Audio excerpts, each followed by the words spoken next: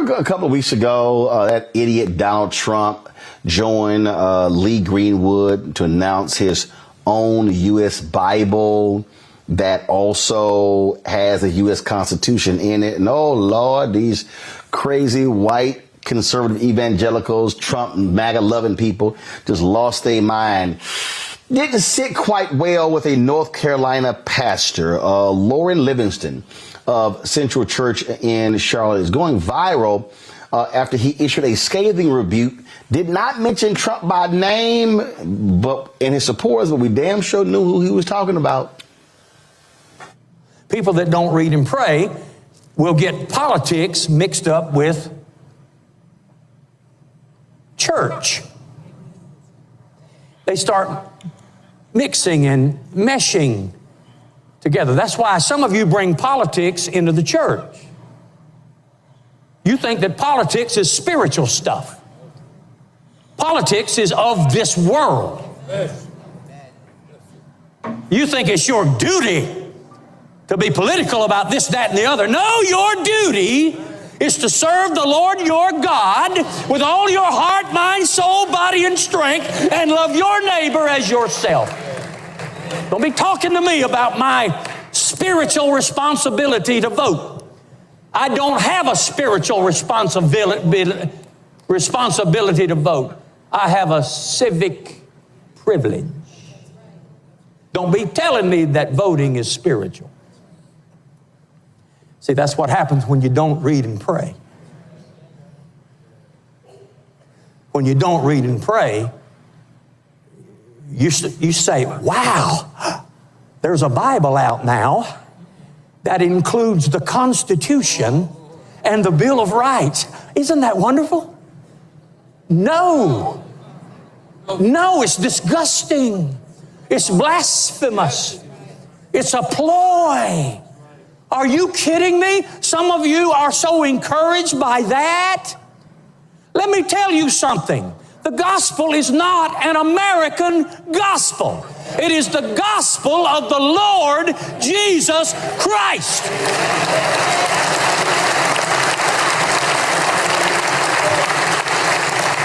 But Pastor, I bought the Bible. Really? You're telling me that you're encouraged because someone took a government U.S. Constitution, a document that says we are of the people, by the people, and for the people, the people, the people, the people. And you have put it right beside the Word of God, which is eternal, unchanging, which says of him, by him, through him, to him, from him are all things. And you're going to put those together and be happy about it? God forbid. Now, you can get mad if you want to, but I'm going to tell you something. If you glory in that kind of thing, you don't have a prayer life. If you glory in that kind of mess, political mess, you do not know what the Word of God says. I'm going to rear back and tell you something. This is not my home. This world is not my home. I've been sent out just like the 70 were sent out. You've been put here and sent out just like the 70 were sent out. We've been put here as strangers and pilgrims, and we are passing through. I am just walking through. I'm just renting an apartment for a little while in this strange and foreign land. No, sir. My real citizenship is in heaven, from which we look for the Lord Jesus Christ, who's going to change our vile body, that it may be made like unto his glorious body.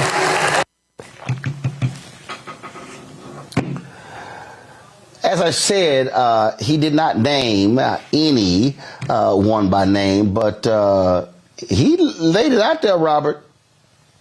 He did indeed, and I think it's an important position to lay out for the religious community because we've had a lot of push in the last 40 years or so since you had kind of emerging of the conservative movement at the Republican Party during the Reagan administration. If you remember Jerry Falwell, Pat Buchanan, the Christian Coalition, the Moral Majority, etc. You know, the Sunday morning programming that many of us grew up with, we understood that they began to merge and become one political group, one political force, but that group has long ago frayed and moved asunder. And this conceptualization that we are going to continue to conflate Christianity with conservatism in this country is anachronistic at best. The same person who just put out the Lee Greenwood Bible that will remain unnamed is also may or may not be on trial for paying off a porn star currently.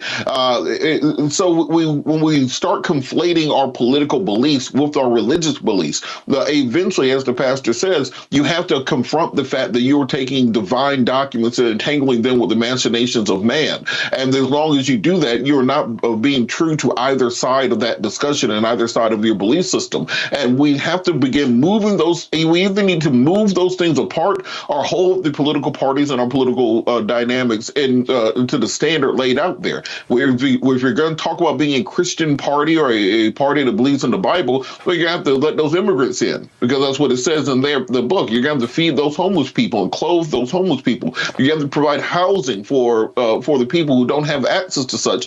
The reason that there's a separation between church and state in America is just to avoid those sorts of dynamics that exist, and then the conflicts that exist when you start saying that one particular religion is the one that is granted favor by our political process, because the only thing that comes out of that is death and warfare. So I want more pastors to take this position. I want more people in the community to take this position and understand that you're not doing a service either to your congregation or to the God that you report to believe in once you start conflating that with your Christian beliefs. Rebecca, these folks ain't godly. These folks are not godly. They do not vote upon their Christian principles at all. They are religious frauds. I mean, maybe they're godly with the God that they believe in, but it's not the God I believe in. I mean, I believe in Black Jesus. No, but they ain't godly. No, they ain't godly. They ain't godly.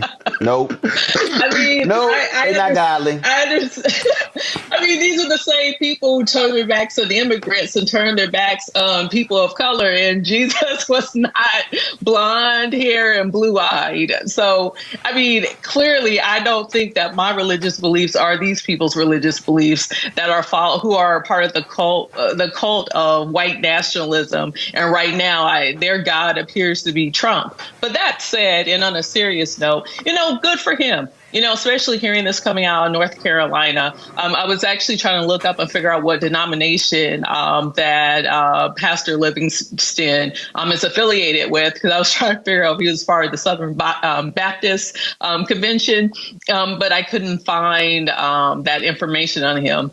But, at some point, there has to be daylight with those who are saying that they believe in a merciful God. There has to be some type of daylight between what these people are pushing out to their congregation and what they're hearing from Trump. Because at the end of the day, I don't know how you stand with someone who has 91 indictments pending, who says all the crazy stuff that he's saying, and then say that you're a follower of Christ. And it's not even and my issue with this on faith isn't even because Trump it has these indictments, but from the actions and things that Trump actually says. I don't understand how that's consistent with a gospel of peace. So, good for him. I don't know anything else about him. Maybe people would dig. Hopefully there isn't crazy stuff about that particular pastor. But at least on this thing, I think he's right. Tyler? I would agree. I think Trump has shown himself to play in folks' faces, and yet here he is, playing in the faces of folks in religion. And we saw that when he walked out in the middle of the protest and cleared out the way and put his Bible up in front of during the George Floyd, protest eruption. And so I think And as much as they talk about religion, as mentioned before by my fellow panelists, it has to coincide with that belief. The Bible talks about in Matthew, and as much as you have done unto me, you have done unto others. So as much as you have kept food off the table of others, you have kept the food off the table of him. And as much as, you have kept the people from being able to access housing and folks be able to access, things for their health, you have done it unto him. And so that has to coincide with one another. And I think clearly here, they're serving, I don't know who they're serving, but as mentioned before, they ain't serving the God that I pray to every night. But they're playing games with the wrong one. Well, but that's exactly who they are. And again, we see how fraudulent they are in their decisions. I'm looking for this tweet from the always pretty ignorant Franklin Graham, the son of Billy Graham. I take no direction. I would never follow Billy Graham anywhere. I wouldn't follow him around a grocery store with the crap that he says, because all he does is carry the water of Donald Trump.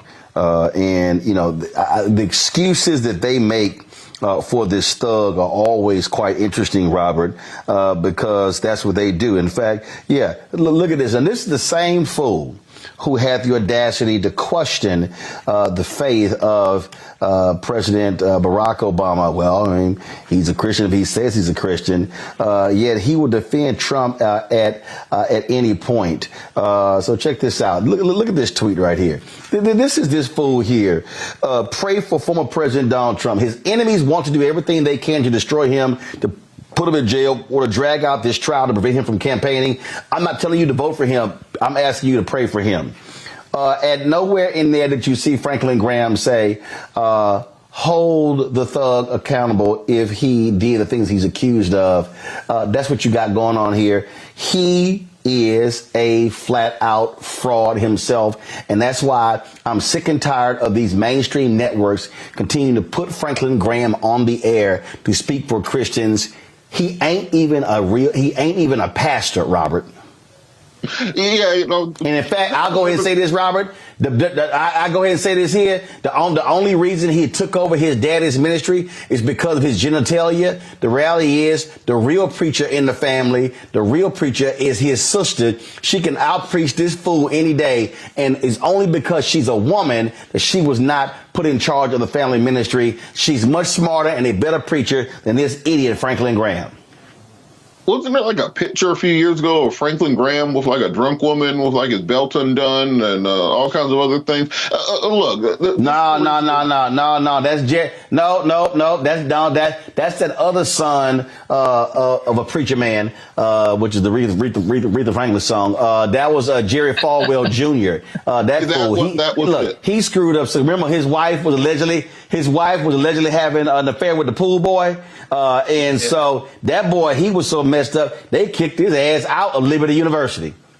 Look, bro, the point that I'm making is this the reason we have a crisis of faith in this country. You have an entire generation, 2 generations, 3 generations at this point in time that have rejected the church and the church's teaching primarily because of the hypocrisy of the people leading the church. Because the church is no longer what it was when many of us were growing up, this moral paradigm of the community where you could trust in the word of the pastor, where you could trust that the money you were donating was going to the community and to its causes, where you could trust that what you were being fed on Sunday was true fruit for your soul that could sustain you throughout the week. Because these churches become theatrical performances in large part, because they've become sold out to politics, because they've been sold out to corporations, where they will come in on Sunday and be selling you Coca-Cola and cell phones and everything else right there in the sanctuary of the church. Many people have left religion altogether and just have moved towards spirituality. And when you see these churches co-signing a Bible that has been molested and adulterated to put American documents in it, as if when they were writing it in Arimathea 2,000 years ago, they were considering what George Washington and Thomas Jefferson wanted to have in it.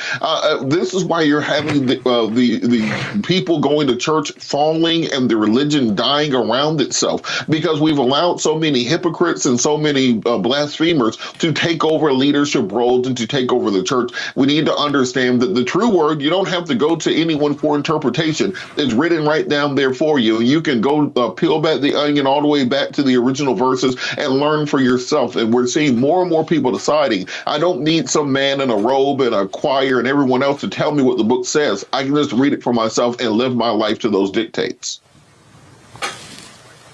Well, look, we have preachers and leaders, but this fool is a fraudulent Christian as ever we can think about it. And as I was sitting here, Rebecca, I'm petty. I'm petty. I ain't got no problem saying I'm petty. And let me show my pettiness when it comes to this fake Christian, so-called God-fearing fool. He really is a demon. He really is a disciple of the devil. That's Donald Trump. This right here explains all you need to know. I'm wondering what one or two of your most favored Bible verses are and why. I wouldn't want to get into it because to me that's very personal. You know, when I talk about the Bible, it's very personal, so I don't want to get into verses. I don't want to get into... There's no verse that means a lot to you that you think about or cite? The Bible means a lot to me, but I don't want to get into specifics. Even to cite a verse that you like? No, I don't want to do that. You're an Old Testament guy or a New Testament guy? Probably equal. I think it's just an incredible... The whole Bible is an incredible... I joke very much so. They always hold up the Art of the Deal. I say my second favorite book of all time. But I just think the Bible is just something very special. I'm wondering what one or two of your most favored Bible verses...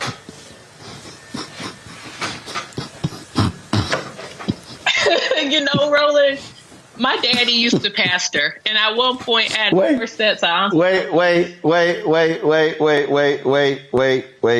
Hold up. I got to run that back. I'm wondering what one or two of your most favored Bible verses are and why. I wouldn't want to get into it because to me that's very personal. You know, when I talk about the Bible, it's very personal, so I don't want to get into verses. I don't want to get into... There's no verse that means a lot to you that you think about or cite? The Bible means a lot to me, but I don't want to get into specifics. Even to cite a verse that you like? No, I don't want to do that. You're an Old Testament guy or a New Testament guy? Probably equal. It's just an incredible... The whole Bible is an incredible... I joke very much so. They always hold up the Art of the Deal. I say my second favorite book of all time. But I just think the Bible is just something very special. I'm wondering what one or two of your most favored Bible verses are and why. I wouldn't want to get into it. Rebecca, go ahead. So at one point, I had 4 sets of aunts and uncles who were pastoring Kojic churches. So definitely grew up in church. And I think I might have been a teenager, and my dad was asking me my favorite scripture. And you know what I told him? I said, my favorite passage is when Jesus showed up to the temple and whipped those people's behinds. I said, that's my inspiration of Jesus. I said, the meek and mild stuff, y'all can keep it. But what happened? Well, here, that's my favorite. But here's the bottom line. The Bible also says, render unto Caesar what is Caesar's, i.e. pay your taxes. If some of these churches had to pay taxes, I don't think some of these churches would exist anymore. And what's unfortunate is that we're seeing with the rise of white nationalism in this country, it has happened because of the Christian right, which really isn't using the Bible, but is pushing the spirituality of whiteness and the superiority of whiteness. Where the Spirit of the Lord, 2 Corinthians. I got more petty. I just got to be petty. Here we go. 2 Corinthians, right? 2 Corinthians 3:17. That's the whole ball game. Where the Spirit of the Lord, right? Where the Spirit of the Lord is, there is liberty. And here there is Liberty College, but Liberty University. But it is so true. But 2 Corinthians, right? 2 Corinthians 3:17. That's the whole ball game. Them fools at Liberty actually clap for that.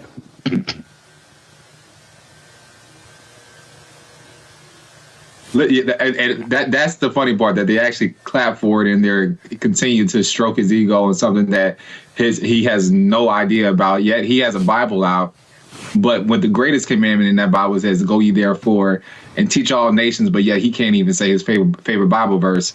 And so I think, he's just literally playing in our faces and playing in the faces of religion, and it's hilarious.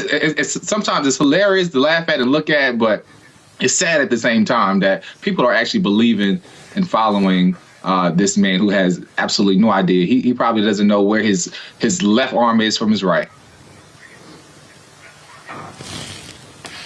2 Corinthians. That's the whole ball game. All right. Fanbase is pioneering a new era of social media for the creator economy. This next generation social media app with over 600,000 users is raising $17 million, and now is your chance to invest. For details on how to invest, visit startengine.com/fanbase or scan the QR code. Another way we're giving you the freedom to be you without limits. We truly do have, frankly, a corrupt Supreme Court. Today, oral arguments were heard regarding Trump's claim of complete immunity. And I swear, the questions from these conservative judges, Clarence Thomas, Sam Alito, Neil Gorsuch, Brett Kavanaugh, even Justice John Roberts, you're shaking your head going, are y'all serious? Are you literally serious? This idiot Clarence Thomas came out of the gate. First of all, why is he even hearing the case, considering he's married to somebody who's an insurrectionist? Y'all, Lord have mercy. Okay, all right. Check this out, okay? We're going to first play you a soundbite. This is Justice Ketanji Brown Jackson, one of the sane folks. That's more worried about. You seem to be worried about the president being chilled. I think that we would have a really significant opposite problem if the president wasn't chilled. If someone with those kinds of powers, the most powerful person in the world, with the greatest amount of authority, could go into office knowing that there would be no potential penalty for committing crimes. I'm trying to understand what the disincentive is from turning the Oval Office into, the seat of criminal activity in this country. I don't think there's any allegation of that in this case. And what George Washington said is, what Benjamin Franklin said is, we view the prosecution of a chief executive as something that everybody cried out against as unconstitutional. And what George Washington said is, we're worried about factional strife, which will. No, let me put this worry on the table. If the potential for criminal liability is taken off the table, wouldn't there be a significant risk that future presidents would be emboldened to commit crimes with abandon while they're in office? It's right now the fact that we're having this debate because OLC has said that presidents might be prosecuted. Presidents from the beginning of time have understood that that's a possibility. That might be what has kept this office from turning into the kind of crime center that I'm envisioning. But once we say no criminal liability, Mr. President, you can do whatever you want, I'm worried that we would have a worse problem than the problem of the president feeling constrained to follow the law while he's in office. I respectfully disagree with that because the regime you've described is the regime we've operated under for 234 years. There has. All right, folks, here is Supreme Court Justice Sonia Sotomayor. Malum in se is a concept long viewed as appropriate in law, that there's some things that are so fundamentally evil that they have to be protected against. Now, I think, and your answer below, I'm going to give you a chance to say if you stay by it, if the president decides that his rival is a corrupt person and he orders the military or orders someone to assassinate him, is that within his official acts that for which he can get immunity? It would depend on the hypothetical, but we can see that could well be an official act. It could, and why? Because he's doing it for personal reasons. He's not doing it like President Obama is alleged to have done it, to protect the country from a terrorist. He's doing it for personal gain. And isn't that the nature of the allegations here? That he's not doing these acts in furtherance of an official responsibility. He's doing it for personal gain. I agree with that characterization of the indictment, and that confirms immunity, because the characterization is that there's a series of official acts that were done for an unlawful. No, because immunity says even if you did it for personal gain, we won't hold you responsible. How could that be? Now you go from that brilliance to this, let's just say crap, from Justice Sam Alito. I'm sure you would agree with me that a stable democratic society requires that a candidate who loses an election, even a close one, even a hotly contested one, leave office peacefully if that candidate is the incumbent. Of course.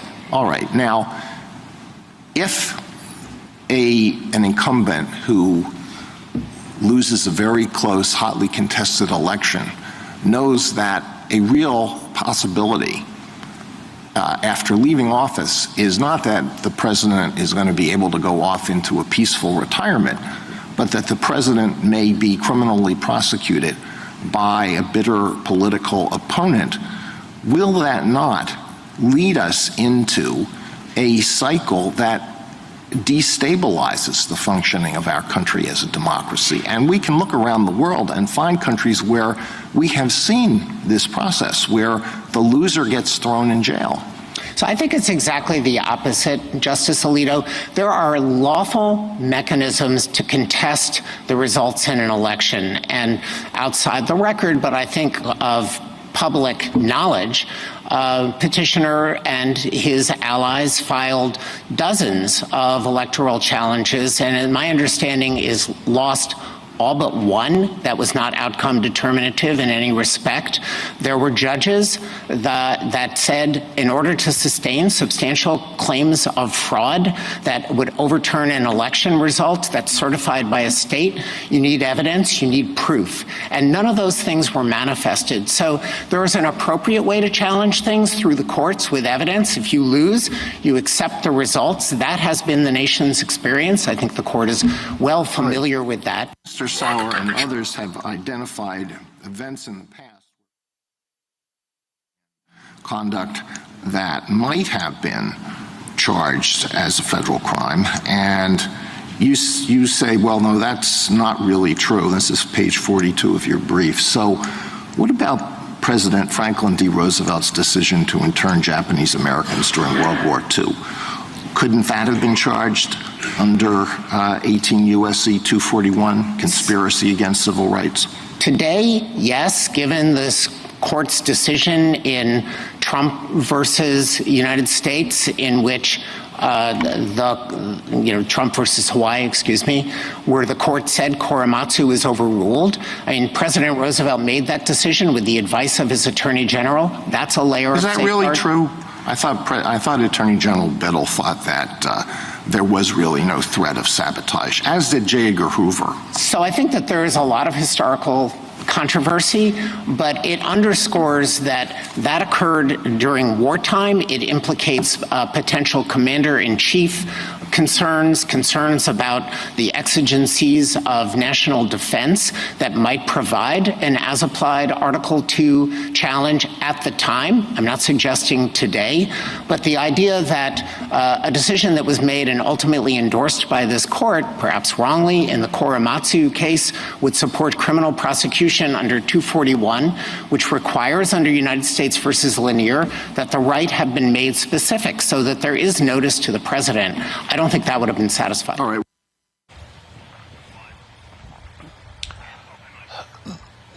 Lauren, is it me or the conservative justices nuts? Yeah, I mean, you know, at the end of the day, what we're listening to is an argument about whether or not Donald Trump can do whatever he wants, whenever he wants, to whomever he wants, right? That's what Sam Alito wants to check for everybody.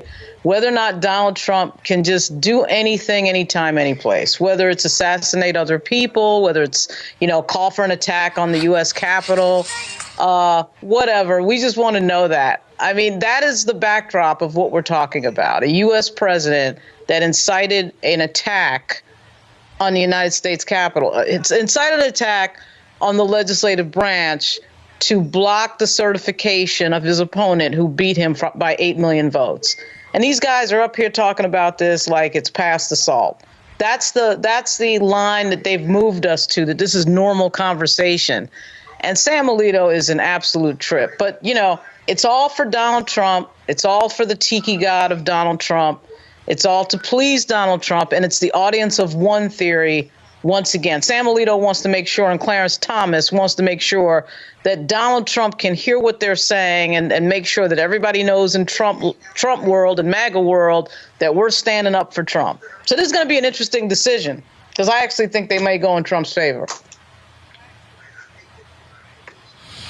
I mean, you're sitting here and you're listening to a Trump lawyer, Nola, say, yeah, you know, hey, he can actually have Navy SEAL Team 6 kill a political rival.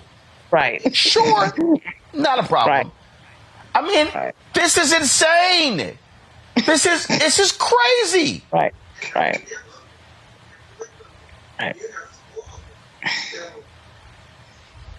You saying so much. I can't. Did you say my name? Okay. Anyhow. Nola? Yes, you did. Yeah, you know what? This is for many years, I TA'd and co-taught law policy, a law and policy class at USC, as we're talking about young folks. And one of the things that students will constantly say over and over, how can any fair adjudication ever happen when the starting point is, oh, this is a liberal judge and oh, this is a conservative judge? So the starting point, let's start there with the problem of you can talk about this in terms of being a constitutionalist or a traditionalist, but at the end of the day, you're going to find something that fits your ideology that already exists. And there are particular judges on the Supreme Court that were handpicked by Donald Trump just for this reason. And it was not kept a secret. It was in plain view, in plain sight. Trying to pregame it for a situation just like this. So the conversation, while it is around this particular situation, is a lot larger than this.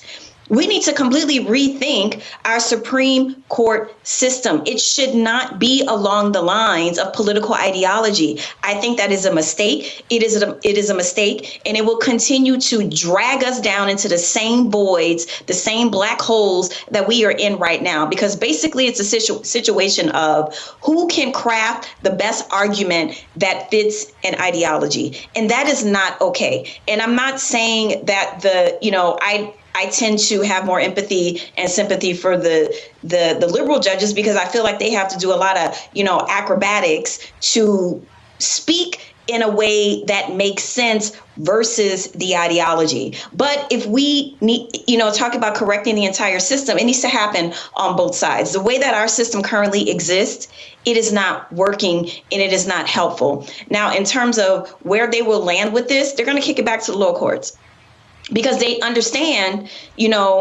beyond Donald Trump, even though I believe if he gets in, you're going to have to drag him out by his toes in that hairpiece that was flying around in the wind today, because he's not going to come out. And the next person who gets in, that will be a Democrat, then that same standard has to apply. And that will be the only thing that will keep them from going full Trump. And, I think that they will kick it back down to the lower court. But this is a huge problem in our country that needs to be fixed. Greg, these justices, they literally, this is how deranged MAGA is. They want to allow this man to do whatever he wants, when he wants. And this is all a move to further delay the trial. It's sickening, but it is who they are. And the fact that Clarence Thomas is actually allowed to sit on the bench knowing exactly what his wife was involved in, I keep telling people, you can sit here and talk about, I'm not going to vote. But let me be very clear to all of y'all people who are thinking that right now. Clarence Thomas is 75. Sam Alito is 74.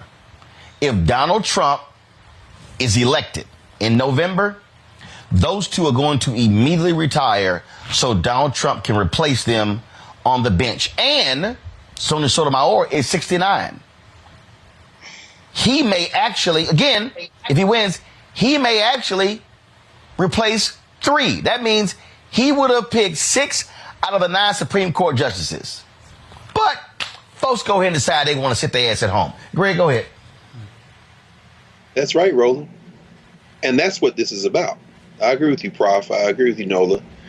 They're going to try to kick this back down, more than likely. And that will leave it in the hands of Judge Chuckton to try to parse when a public act or a private act might fall outside the scope of presidential immunity.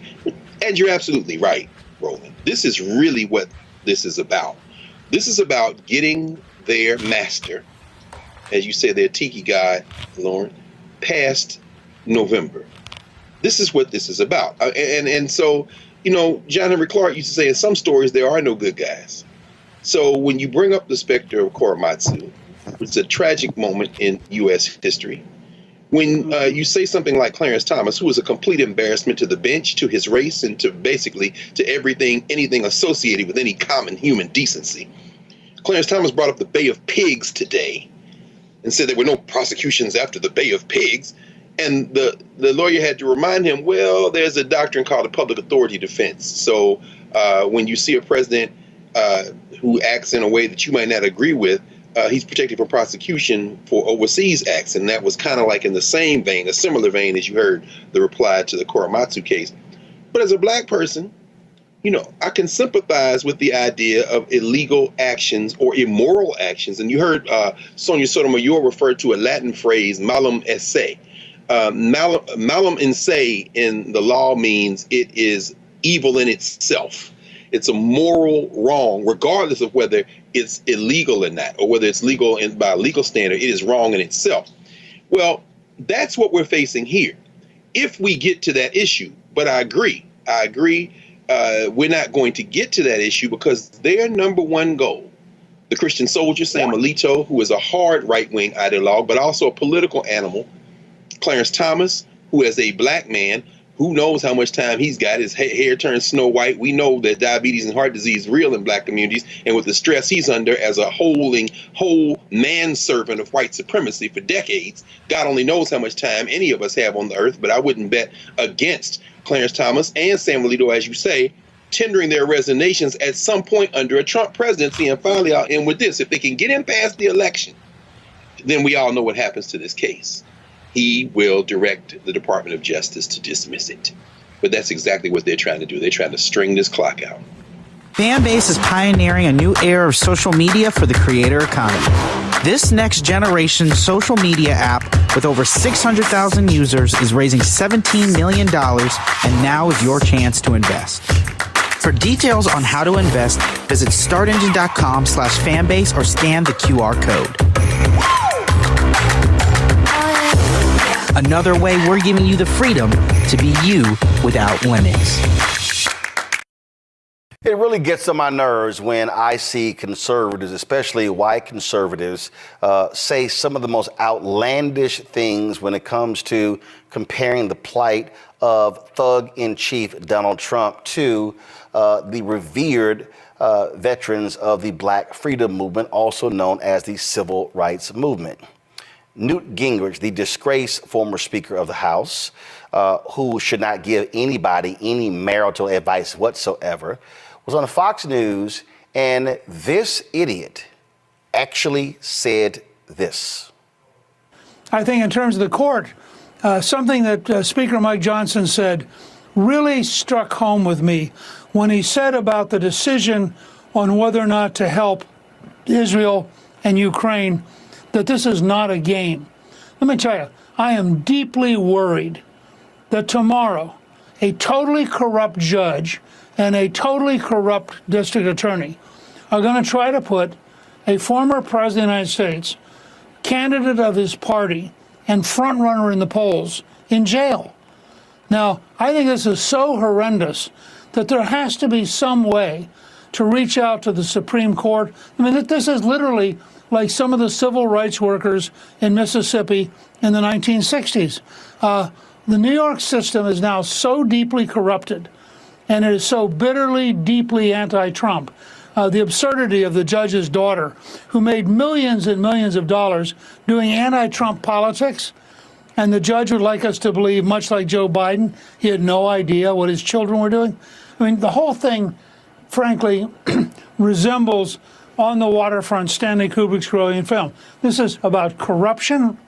It has nothing to do with honesty. And what worries me is it's a genuine threat to Donald Trump. I mean, I think any step that would put him close to a New York prison is an extraordinarily dangerous step. And I would hope that there's some legal way to block it and make sure that it never happens, because the thugs he's dealing with are totally out of control, have total contempt for the rule of law, and frankly are unworthy of being in the offices they hold.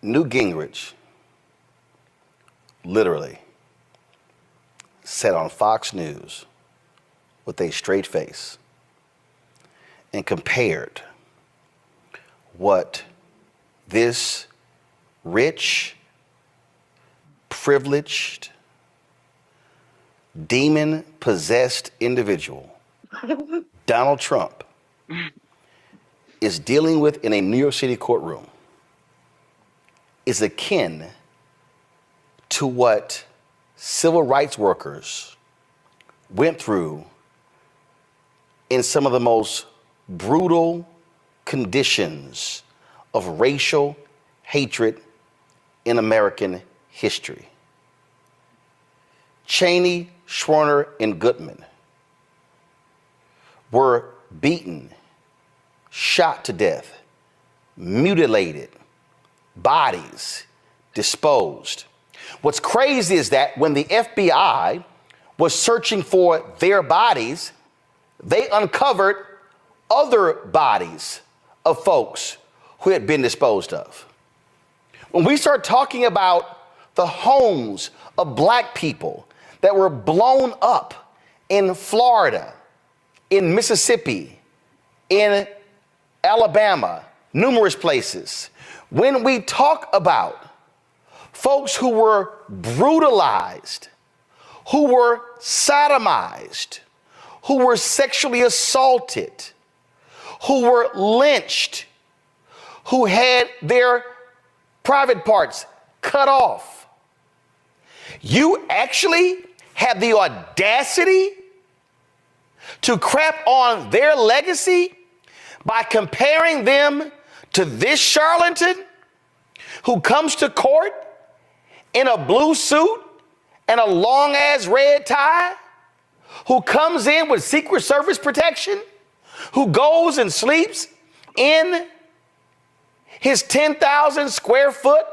home, who travels to Florida on his private plane to Mar-a-Lago to pal around with a bunch of other rich-ass folks and celebrate giving them tax breaks?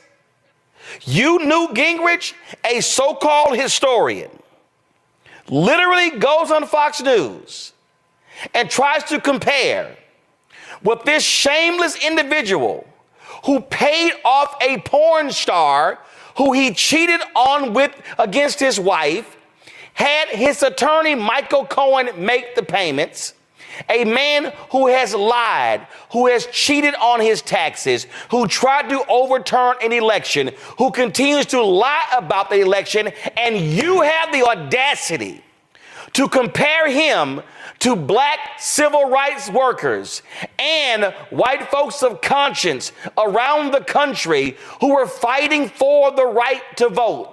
Black people who were prevented from being a part of the Democratic delegation at Atlantic City in 1964. The folks who were shut out of public office all across Mississippi. The people who were condemned, who were chastised, who had their crops destroyed. Folks who were thrown in jail. When you talk about some of the most heinous things, when you had black young folks put in parchment prison, when you had a young black woman who was viciously beaten so bad, her face was double the size of her face normally. Her eyes were almost coming out of her head. Her lip was busted, and all she could simply say was freedom.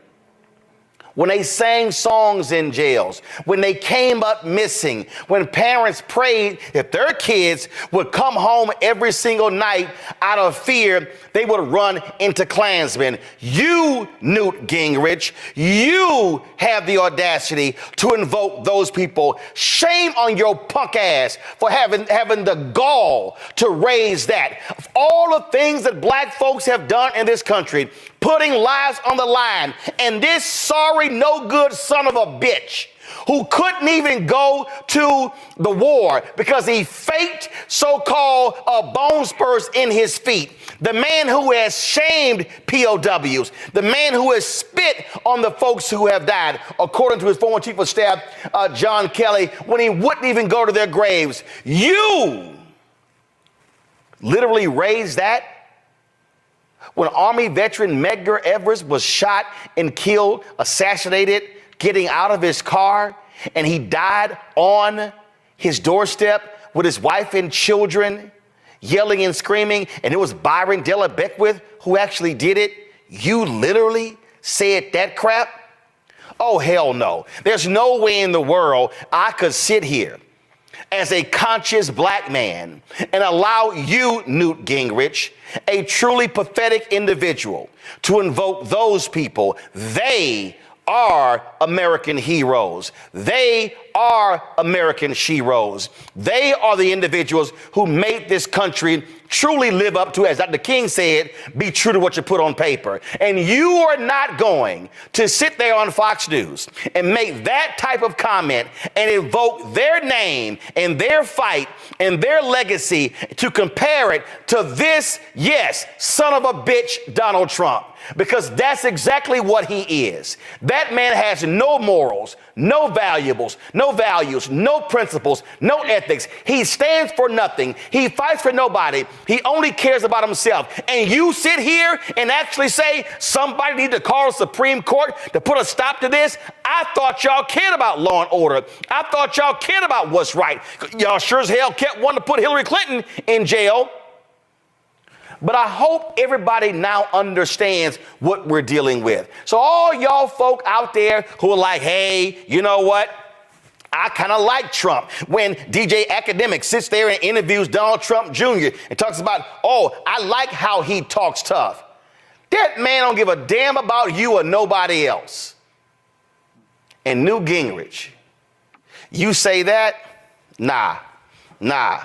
You are not going to even remotely associate those heroes with this gutless piece of crap. And that's who Donald Trump is. Mustafa. You know, Donald Trump is devoid of light. it's like a black hole that continues to pull everything because its gravitational pull becomes stronger and stronger and stronger because it's feeding on the energy around him. And for Newt Gingrich, who has been around for a long time and who has actually seen talented individuals who may have been in the Republican Party, to continue to uplift this individual who, as you said, cares about no one, speaks volumes about where their party currently is and how if they don't begin to address it, that it will continue to unravel this country. So, you know, there's nothing wrong with being supportive of a party if it is not doing things to deconstruct, to bring havoc, to actually put people's lives in danger. You know, Donald Trump has never had to sacrifice for anything, but has sacrificed many individuals for his own personal gains. And for Newt Gingrich to continue to feed into this, once again, speaks to how the particular party at the moment's moral compass is broken at best, or no longer has any moral value to add to this democratic thing that we are trying to figure out how we get it right. So, you know, I hope folks will educate themselves, and I hope that they will begin to actually look for individuals who are focused on trying to uplift our country, who are trying to make sure that those who have never had a voice now have a voice, and try and make sure that we're creating something better for our children and our children's children. But by the current sets of activities they're doing, they're falling short at best. Donald Trump has absolutely no redeeming value whatsoever, Joy, not one.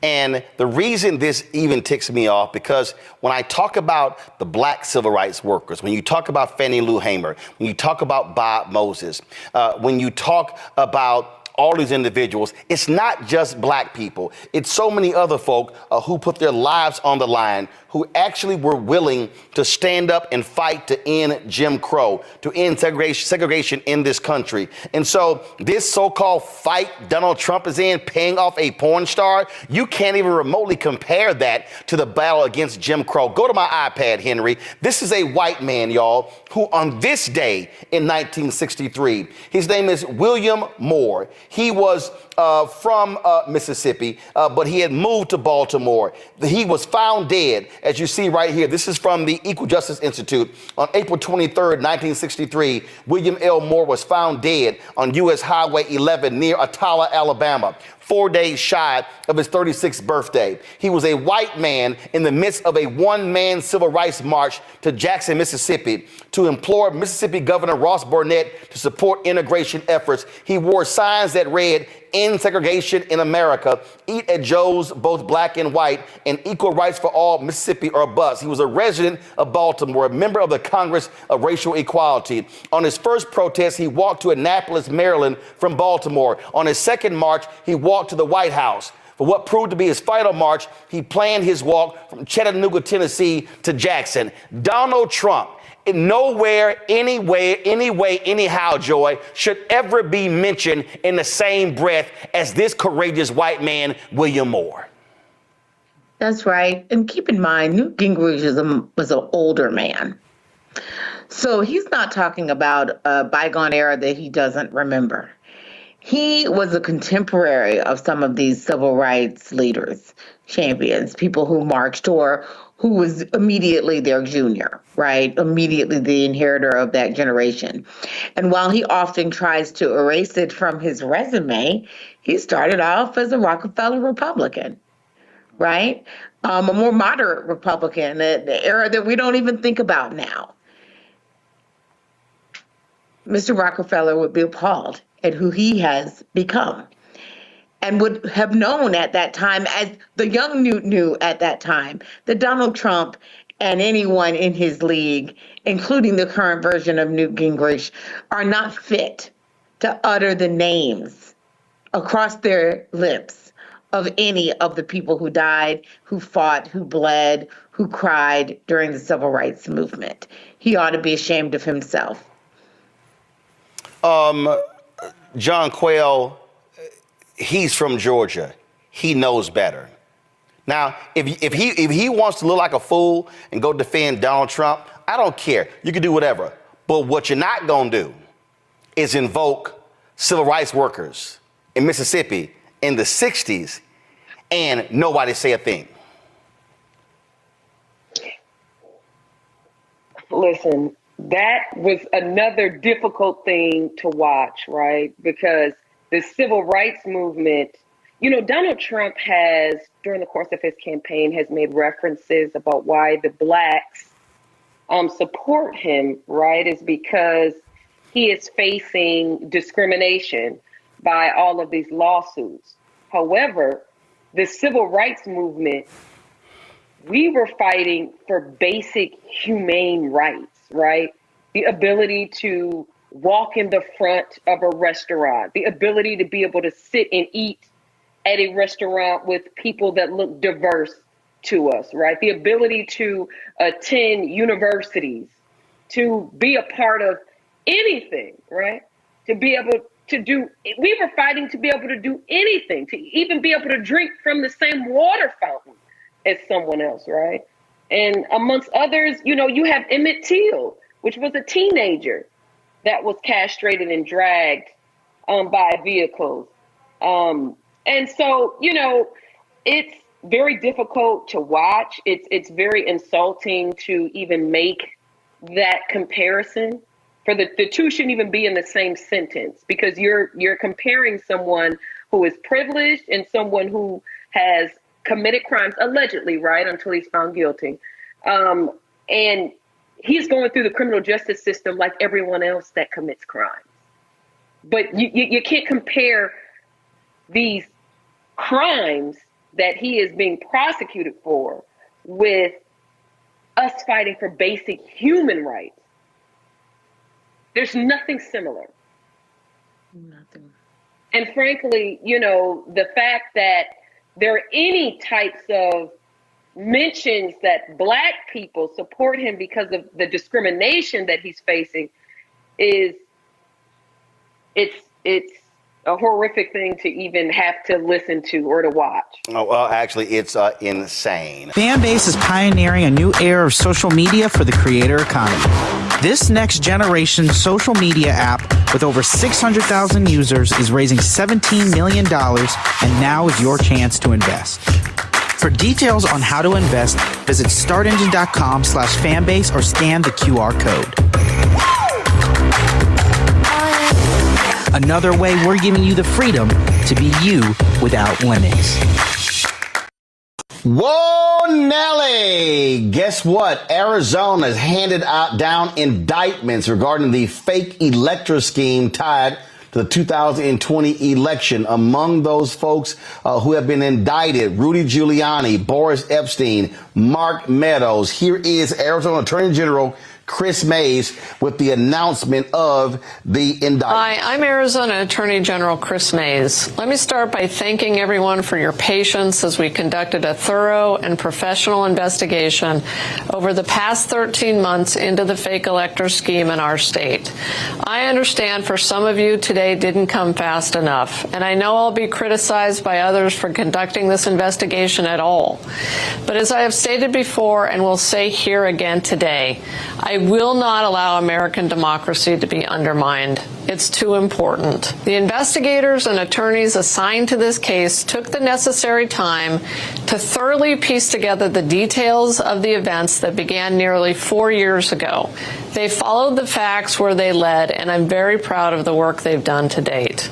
We're here because justice demands an answer to the efforts that the defendants and other unindicted co-conspirators allegedly took to undermine the will of Arizona's voters during the 2020 presidential election.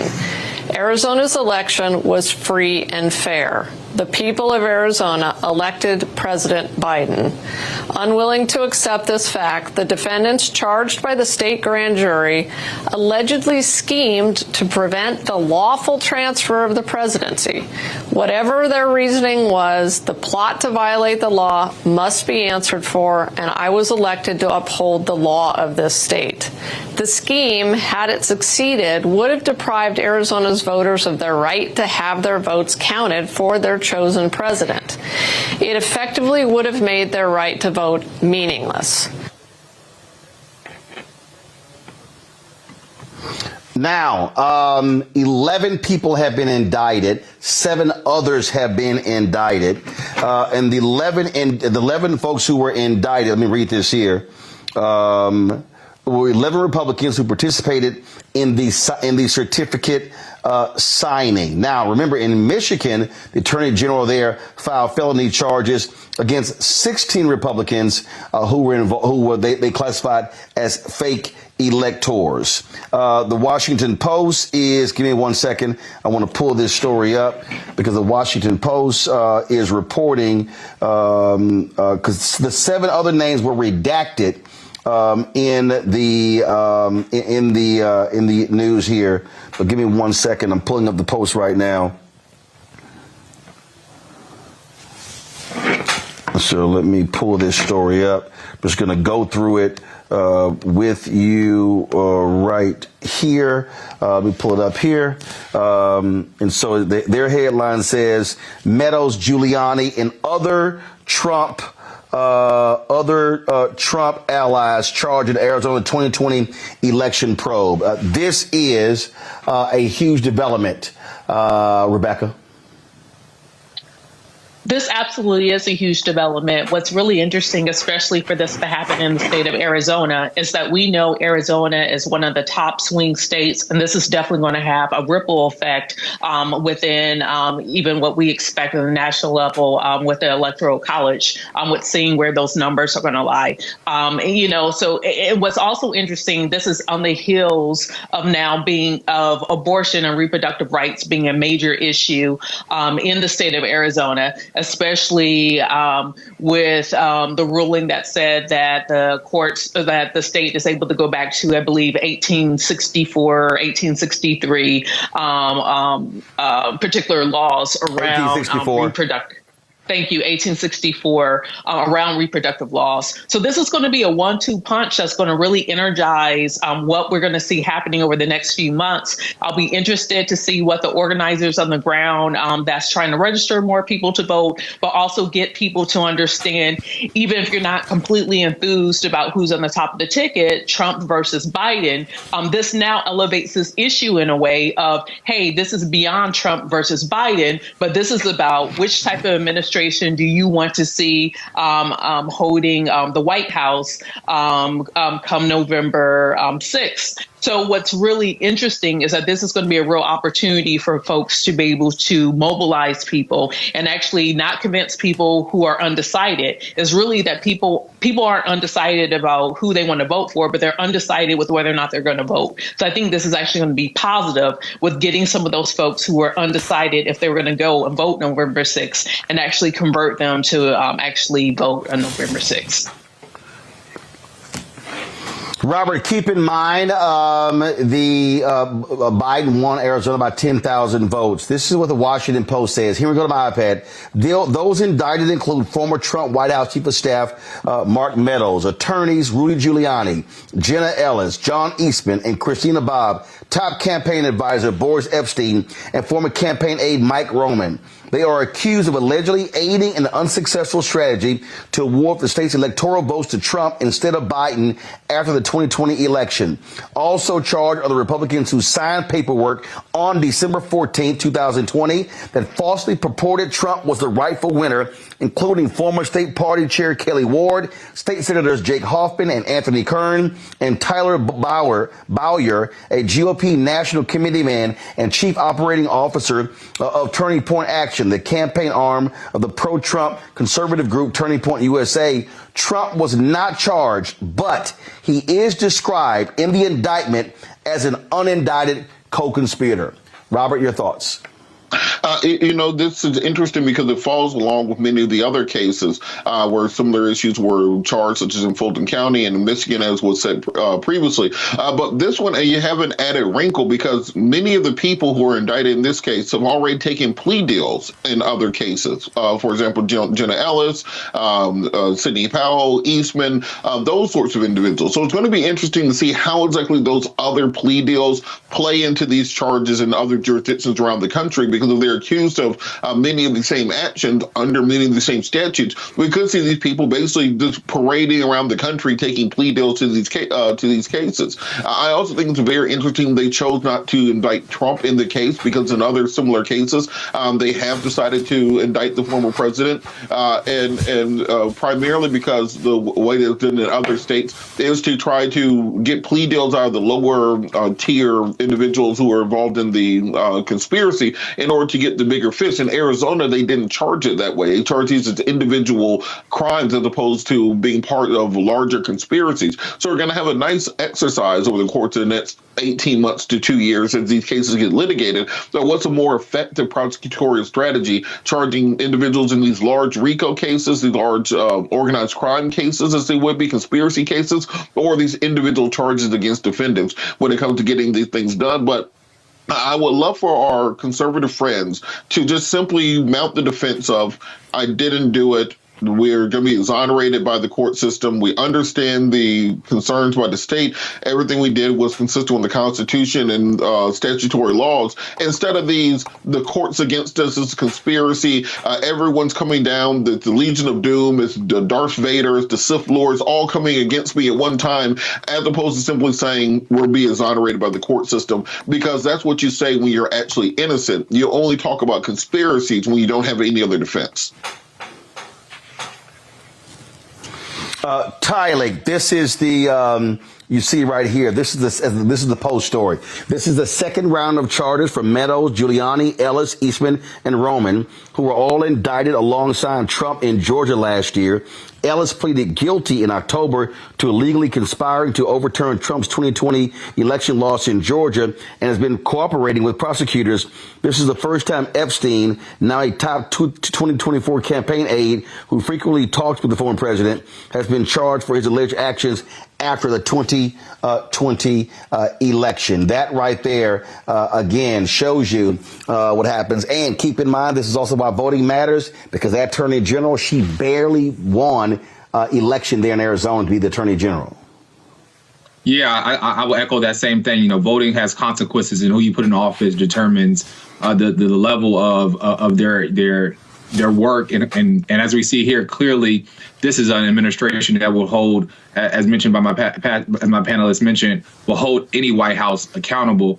But as I think about, giving out indictments, I can't help but think about Oprah when she was giving out them cards and said, "You get indictment, you get indictment, you get indictment." So I'm just hoping that that this accountability will continue to roll, and I'm eager to see how this will translate to other states, and as we're seeing in the case in New York.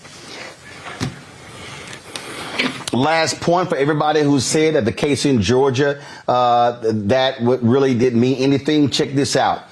Arizona prosecutors and investigators met in December with Kenneth Chesbrough, an attorney and an architect of the electoral strategy, who pleaded guilty in Georgia in October to a single felony count of participating in a conspiracy to file false documents.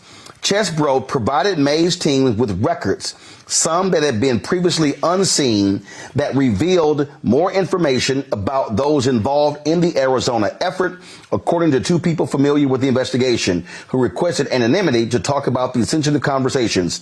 After that, they said the Arizona investigation widened. That, to me, Rebecca, sounds like somebody named Kenneth Chesbrough who's like, I am not trying to lose more money with legal fees. I ain't trying to get an indictment. Hey, I'm a snitch on everybody. Here y'all go. Here the phone, here the text, here all kind of stuff. Just leave my ass out of this. Yeah, so even continue with connecting the dots on what Robert was saying is that once we have these other people who have started to take plea deals, at this point, we probably have some of those same folks who are helping to turn state's evidence. So there is actually credible reasons with why these people are being indicted and why these people are more than likely going to be convicted. I still find it interesting that even in this, I wonder if it was a political calculation with not charging Trump on this as well, because it seems like there is enough information here, especially with him being labeled as a unindicted co-conspirator.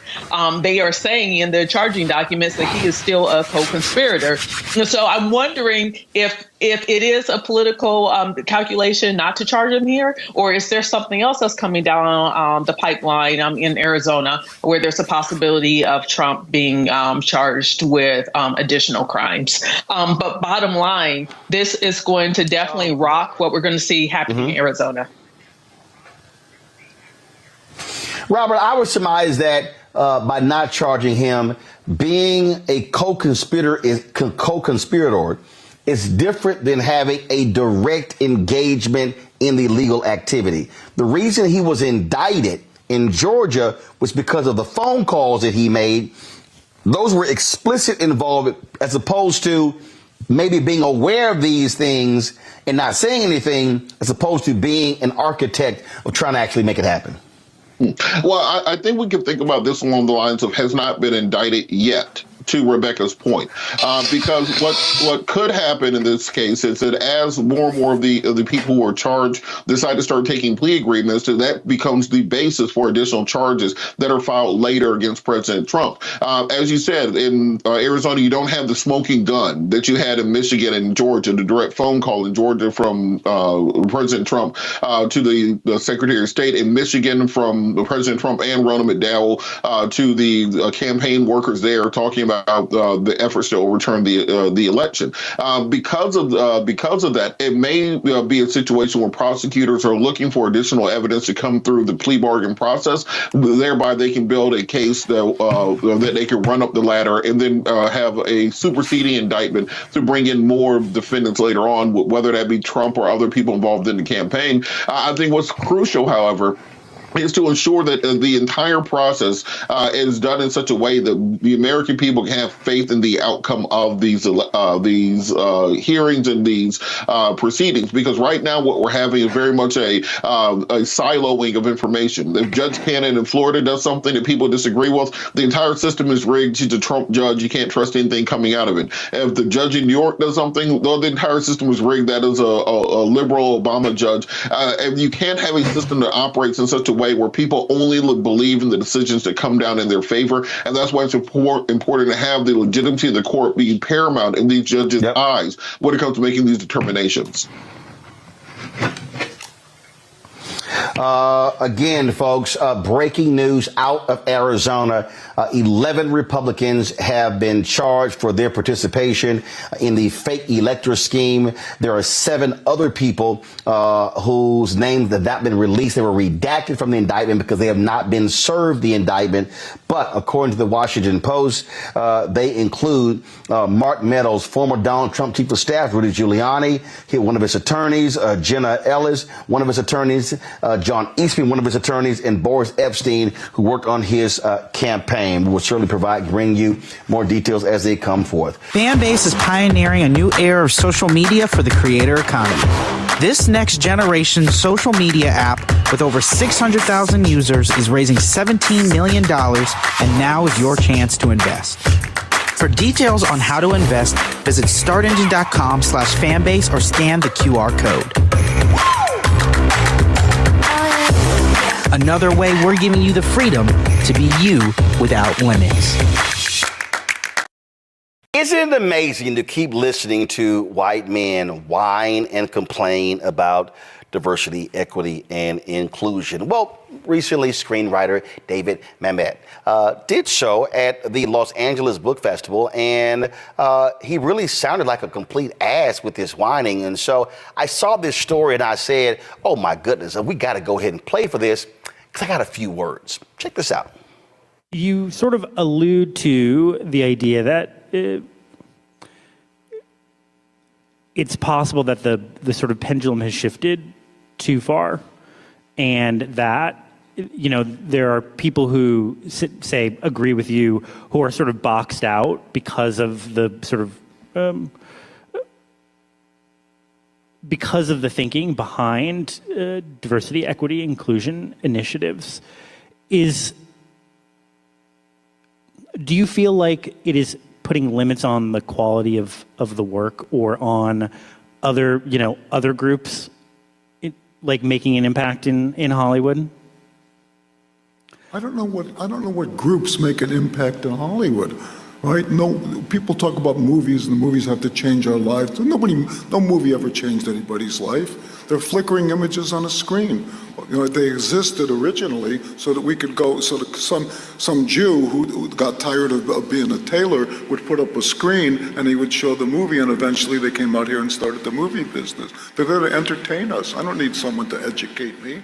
It's the same thing as a sign that says gender neutral bathroom. What's the difference between gender neutral bathroom and bathroom? Who does bathroom exclude? So what does gender neutral bathroom do, right? It politicizes the human excretory function. It's the same thing with DEI. It's fascist totalitarianism. Leave me a fucking alone. That's what I say.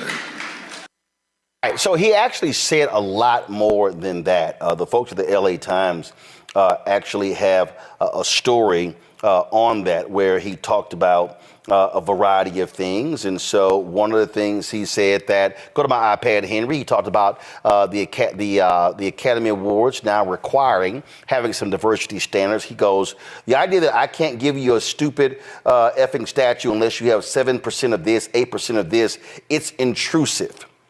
Now, it says here that Mamet acknowledged that discrimination barred groups from participating in Hollywood for years. He thinks the pendulum has swung too far in the opposite direction. He describes the leaders of these diversity, equity, and inclusion initiatives as diversity capos and diversity commissars. And I love this here. The film industry has little business improving everybody's racial understanding, as does the fire department, Mamet said to a few loud laughs in the crowd. He argued that his colleagues are better off selling popcorn than trying to improve representation for women, queer talent, and other marginalized groups. Okay. Complaining about bathrooms, we heard that. And then he went on to talk about some other deals, but his also was interesting. Does Mamet think of his children as Nepo babies who benefited from his illustrious career? Not at all, he said. He feels gratified that they've learned from being on set with him. Quote, they earned it by merit, he said of daughter Zojia Mamet, who starred in Girls.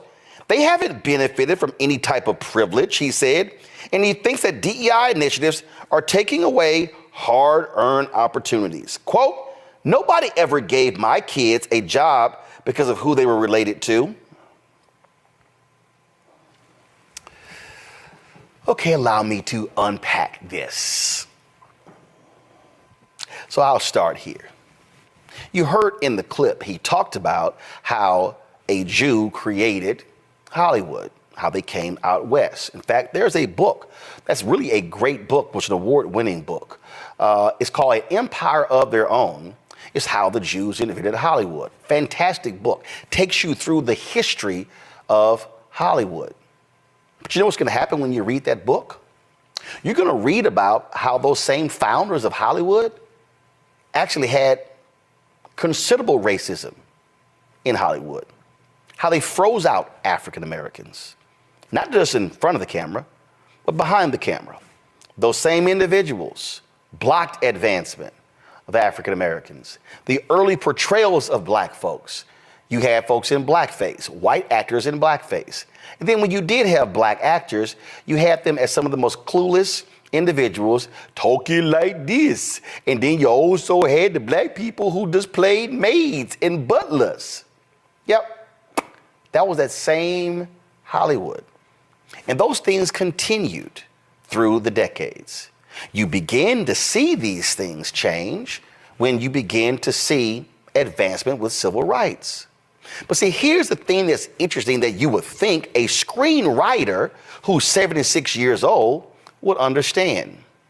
Do you realize that movies and music is really America's greatest export?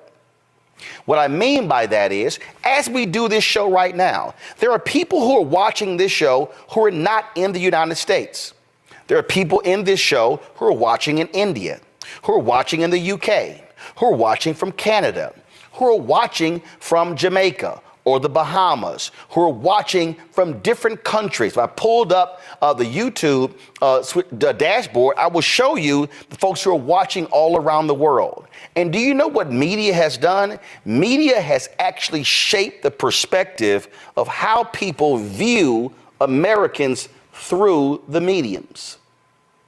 And so if you lived overseas in the 40s and the 50s and the 60s and the 70s and the 80s and the 90s up to present day, your view of America was shaped through what you saw in the movies.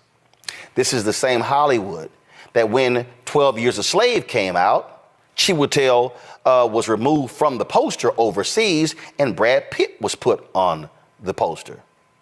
I'm sorry, wasn't Chiwetel Ejiofor the star of the film because he was the one who was 12 years a slave?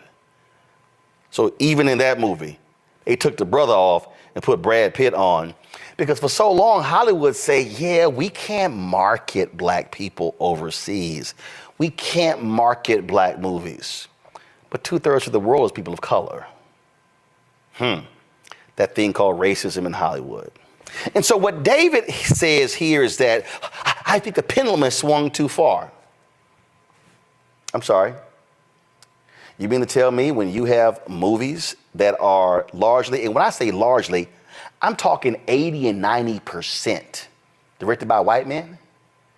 And then when you have all white writers' rooms, and then when you have all white production rooms, and when you have folk who hire their friends and they lock people out, I'm sorry, explain to me the pendulum has swung. Let me help y'all out. If the pendulum is over here and it's 90% white, if you say the pendulum has swung too far, that means it's now 90% black Latino. That's not the case. See, really what David is saying is, damn it, we don't have all the jobs anymore. Damn, we now gotta compete. They now are creating programs that are forcing us to have to now talk to other people who don't look like us in order for them to get hired. And it is driving white people crazy. There's a reason I wrote my book, White Fear, How the Browning of America is Making White Folks Lose Their Minds.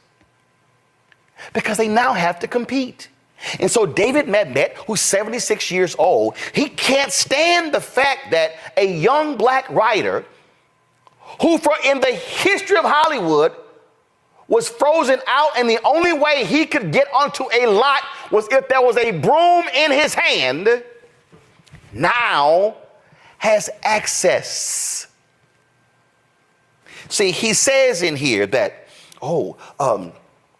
it's taking away hard-earned opportunities. Really? Really? In the same breath, how he says his kids earned it. Watch me now. His kids earned it by merit from being on set with him. So you mean daddy brought daughter to work every day, or sons to work, they now have access to the system because of daddy.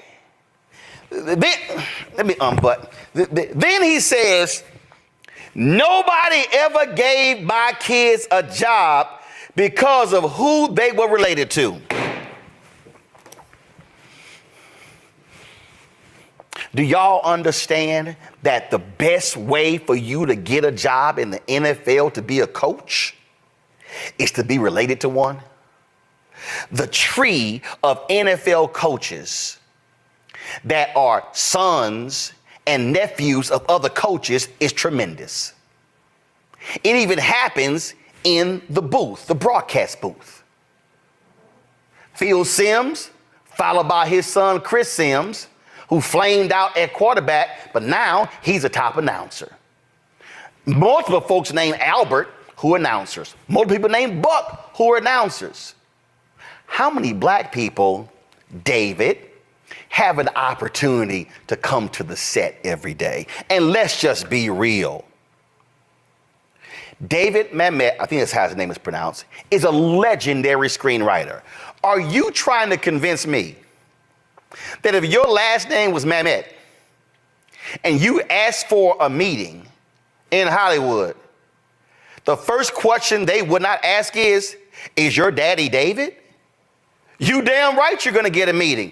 Oh, you're probably going to get a meeting because you're going to receptions and parties with your daddy, and you now are meeting the elite of Hollywood. You're now meeting the folks who greenlight films. You're now meeting the folks who produce films. You're meeting the folks who direct films. And so there's no doubt that they are going to hook up David Mamet's daughter with an opportunity because of who her daddy is.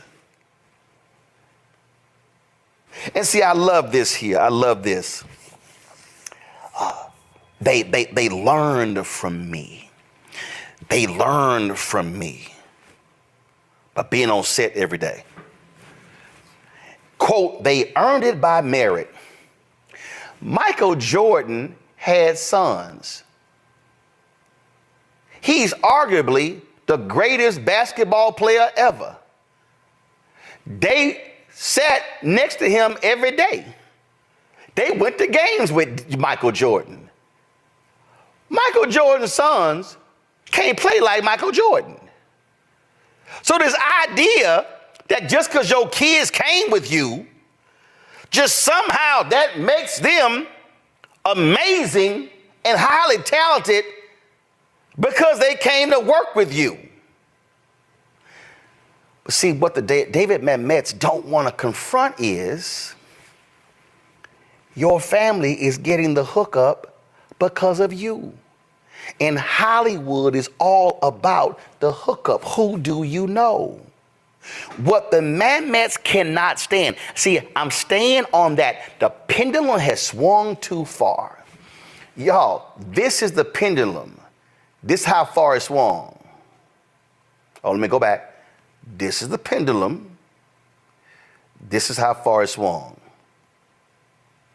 Not here, not halfway, not here, not here. It was here, and it swung right here. Oh, they're taking away hard-earned opportunities. What the haters of DEI don't like is that they have had this thing to themselves. Y'all, I'm in the media business. You think I'm lying? If I ask Henry to come out here right now and say, Henry, you worked in production for 30 years who in DC. You've worked at all of these places. NBC, ABC, CBS, C-SPAN, all of these people. When we had the TV One show, y'all, during TV One, we contracted the studio out with News Channel. And I was in there one day. Now, mind you, we're a black-owned network. And I'm sitting here, and I had to ask the question, why is nearly everybody I see as a technician non-black? Now, we had a couple of black folks who ran cameras, but the folks in audio, the folks in video playback, the folks in lighting, the folk in other areas of production, there were very few black people. Because you know why? Because so-and-so would say, well, I got a buddy. I got a buddy. I got a buddy. That's how jobs get filled. We've frozen out of those economic opportunities. Very few African Americans. Look, I'm going to be straight up. When we launched this show, all of my audio technicians were black. I said, Henry, you got to tell my man he gonna go have to hire some black people to train them how to do audio. Here's my whole point.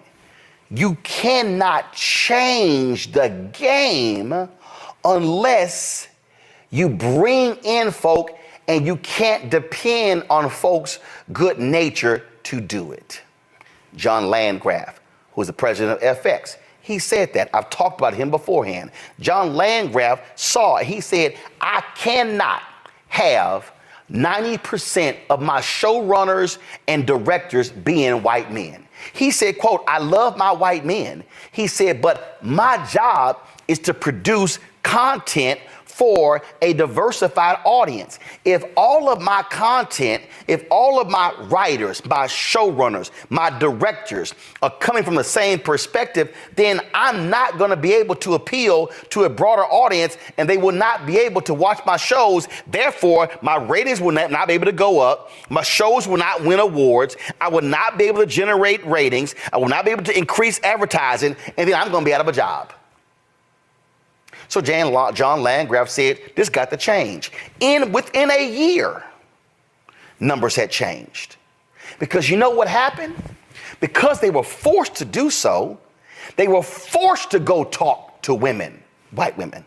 They were forced to go find black folks and Latinos. Chris Rock called out Lorne Michaels at Saturday Night Live. Chris Rock said, y'all keep going to the same two places to get the same people to be on Saturday Night Live. Y'all go to Second City, or y'all go to the same white comedy clubs. He said, y'all don't go to the black comedy clubs. Y'all don't see the amazing black talent. He said, because y'all keep going to the same people and the same places. Chris said, y'all are gonna have to go to some other places in order to do that. I don't have the name of it right now. Y'all find it for me. But there was a famous black comedy club in Los Angeles. And guess what? All the white comedy clubs, Laugh In, Laugh Factory, that's where all the white comics. The black comics couldn't go there. If you go to Amazon Prime Video, I think it's Amazon or Hulu, my man, a guy Torrey, they have a documentary called Fat Tuesdays. Because what happened was the black comedy club where Robin Harris was, that's where all the black talent was. They couldn't get to the white comedy club. They were frozen out of the white comedy club, except for a few black people. Guy Torrey created Fat Tuesday, which allowed the black comedians to have one night, and for the white talent folk to come see them. That's how many of them got shows.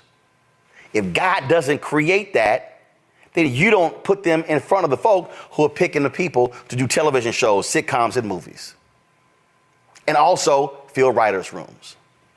See, the David Mamets, what they can't stand is, they can't stand the fact that what the Academy is now saying is, y'all have to do this. We're going to force you to do this because, David, we can't depend on folk doing this thing the right way. And that's really what DEI does. And see, this is very simple to anybody white who opposes DEI. Do the right thing. Do the right thing. See, now, don't come talk to me about hard-earned opportunities and how some folks getting frozen out when y'all been freezing us out for more than 100 years. Now, all of a sudden, y'all want to talk about merit. Now, all of a sudden, y'all want to talk about, oh, so-and-so deserves it? Do you really want to have that conversation? The number of talented, smart black people who were kept out of medical schools, kept out of law schools, kept out of writers' rooms, kept off of the stage, kept out of numerous jobs, and now all of a sudden, a couple of black people and Latinos, and let's be real clear, the greatest beneficiary of DEI has been white women. Now, because the room is no longer white male faces, oh my God, the pendulum has simply swung too far. Really? Is that what you're saying? Now, a lot of these DEI initiatives are BS because the leadership is not fully committed to making it possible. Nelson Peltz, who was one of the folks investing, he was trying to take down Bob Iger at Disney.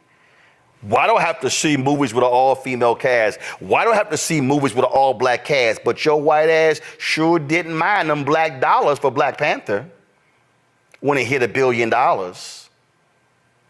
See, y'all, he was upset because they said, maybe we should start making movies and folk actually see themselves on it and they might be interested. Everybody swore Barbie was going to be a massive failure. It's too feminist. You know what's not feminist? Green. You know what? Not racist? Green. It's amazing how money sure can change a lot of people's view. But here's the crazy thing about Hollywood, David Mamet. A study was done that said Hollywood could generate an additional $10 billion a year if they embrace diversity. And there are still people fighting it. So what does that tell you? What they're saying is, well, hell, if that means more money, we still don't give a damn. And my last point before I go to my panel on this, and that is I need y'all to understand that DEI only works when leadership says it's a priority. When leadership says this is going to happen. So David Mamet, if you don't like the standards that the Academy has put in, why don't you sit down with your friends who are writers and showrunners and directors and producers and studio heads and say, why have y'all been blocking Black and Latino and Asian and Native American and white female talent all these years? Why is this a boys' club? Why do we have writers' rooms for movies, the comedy movies, where they only would go to the Hasty Pudding at Harvard and draft them? They wouldn't go to some of the great HBCUs and say, man, there's some funny people writing down here. No, they will only go to the folks who were there at Harvard. That became, literally, if you wrote there, you got hired in Hollywood. It was just automatic. They have been freezing us out of the opportunities and the money for decades. And the David Mamets are now mad because the door is open. You say well earned. This is real simple. James Brown said it best. Don't hand me nothing. Open the door and get it myself. The David Mamets of the world hate the fact that the door is now opened. Well, guess what, David? We here. And when that door gets cracked open, we gonna swing that sumbitch real wide. And we gonna bring in a whole bunch of folk with us. And you know what else, David?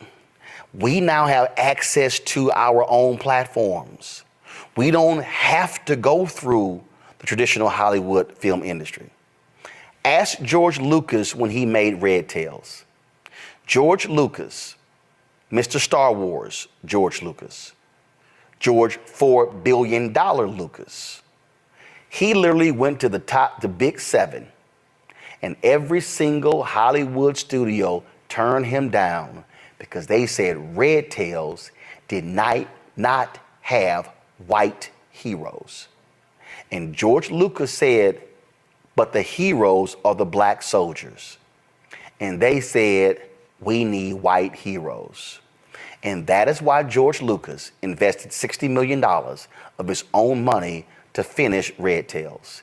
And George Lucas is on the record as saying, I now know for a very small moment what it feels like to be a Black director in Hollywood and have the door slammed in front of you because the heroes of your movie are not white, they are Black. But I guess David Mamet, I guess he didn't read that story. Because probably if you're talking about Black subjects, he's not interested. Final comment from my panel. Jonquil, you first. Well, you know, the whole thing with DEI is that there's this assumption that because the door is open, that you lack the skills and the talent to do that job and be the best at that job. I think that's one of the things that's left out quite often. And secondarily, media is one of the most powerful forms of influence in the world, right? We're talking about television, film, music. I mean, what is portrayed on television, what we consume on a daily basis affects how we view each other, and it affects how others across the world view us. And it is very important that there is diversity on screen, and that I respectfully disagree with his sentiments about movies don't change people's lives. There are people that have There's articles that I have written where music has saved people, movies, television series have saved people. People have learned emergency techniques from the media just from watching scripted television shows. And so I just said all that to say that diversity is important. And just like you stated, just because the door is open, you're just giving me the opportunity. But that does not mean that I am not the most qualified to do that job. Joy.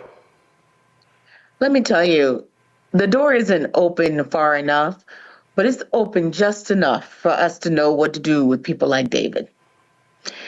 David, I wish you difficult times in getting your movies made.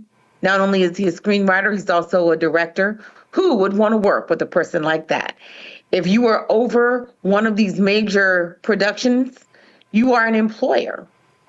Who would believe that he is not discriminating against them with language and talk like that? Any insurance company that's looking to support one of his films should think twice. David is from a bygone era, and maybe his last movie has been made. Mustafa closes out. Black excellence and Black talent has always scared many people in America. As we came out of the Reconstruction period, then they began to create these films like Birth of a Nation, first one ever shown at the White House, that began to reframe who we are and our experiences and the value that they did not see us bringing to America. Then you fast forward to modern times. You know, we remember the words of Miss Fannie Lou Hamer when she said, "I'm sick and tired of being sick and tired." That is a set of experiences that many people of color in Hollywood had to go through. No matter how talented they were, no matter how excellent they were, they still couldn't get the sets of opportunities. But the pendulum is slowly swinging, and we find opportunities now, as you said, on so many different types of platforms to make sure that people cannot deny the excellence that we bring forward, the ingenuity, the innovation. So as we have always, when we began to make progress, folks have tried to find ways, either both subtly or in your face, to slow that down. But no longer are you going to be able to do that, because we are going to not only embrace our excellence, but we're going to make sure that the world knows it in every form and fashion that it exists. Gotta love it. The pendulum has swung too far. Fanbase is pioneering a new era of social media for the creator economy. This next generation social media app with over 600,000 users is raising $17 million, and now is your chance to invest. For details on how to invest, visit startengine.com/fanbase or scan the QR code.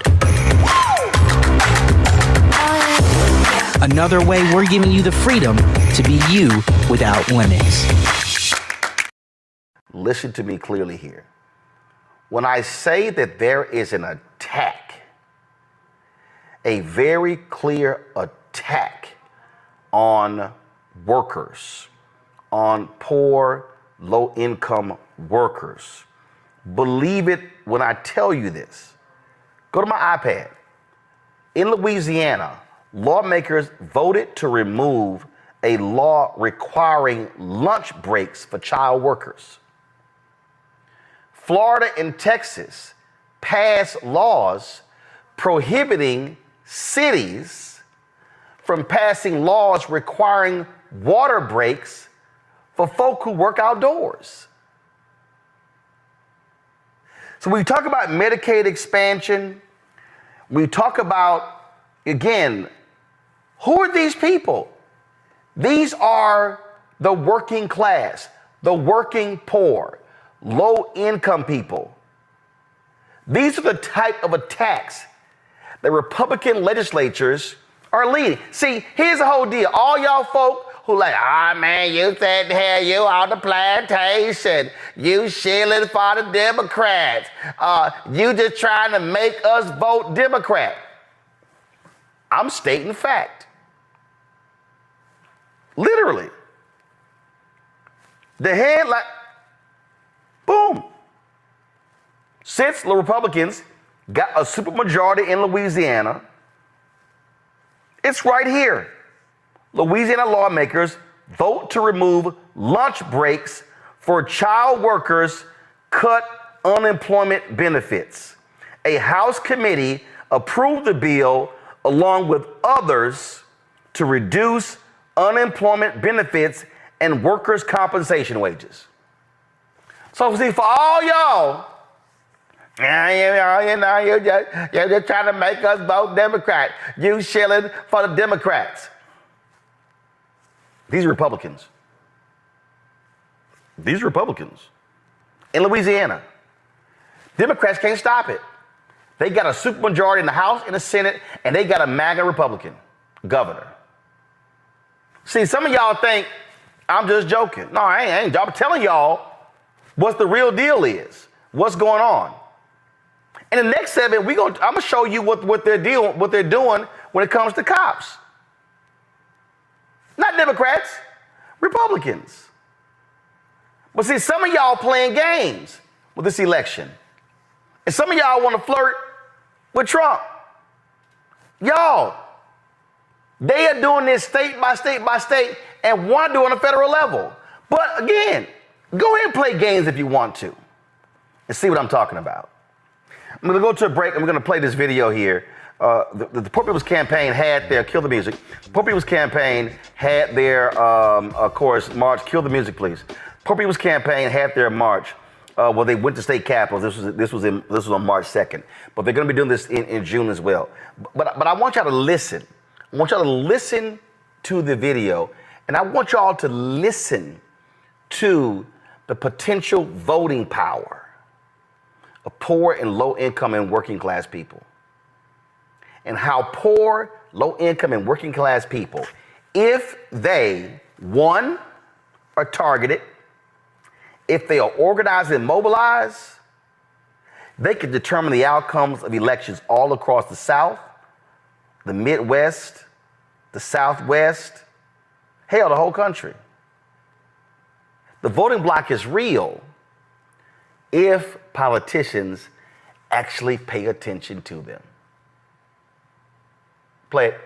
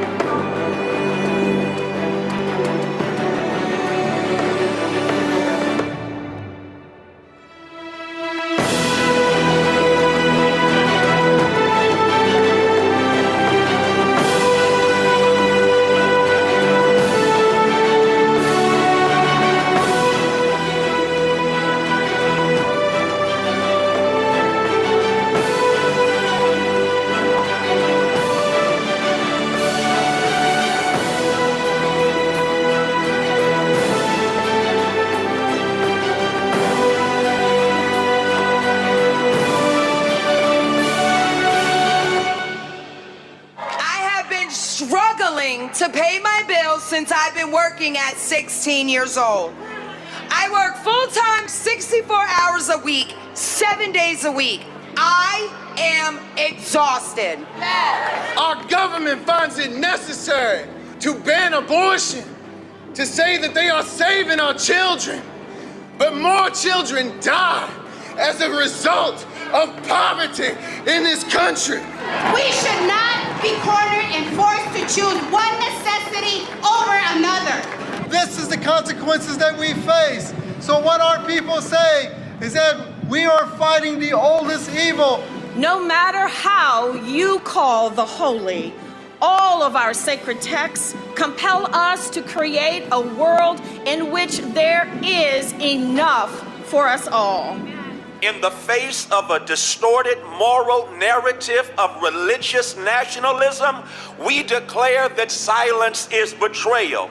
We gather on these streets in the spirit of the prophet Amos, who declared, hate evil and love good and establish justice. We heed the charge from the Holy Quran. Ya ayyuhalladhina amanu kunu qawwamina bil qist. O you who have believed, be persistent, standing firm in justice, witnesses for God. Hope comes from the bottom, from those most directly impacted by the profound evils of America. Our votes are not a show of support. They are a demand. We will raise our cry and we will call for change, because nothing less would be a betrayal of our sacred commitment. We are here. We are the poor and dispossessed, and we are here. Until children are protected, sick folk are healed, low-wage workers are paid, immigrants are treated fairly, affordable houses are provided, until saving the world and diplomacy and living in peace is more important than blowing up the world. We won't be silent anymore. If we've got to march, we'll march. If we've got to engage in nonviolent direct action, we'll engage. If we have to ask workers to make election day a labor strike day, we'll do it. But until then, we won't be silent or unseen or unheard anymore.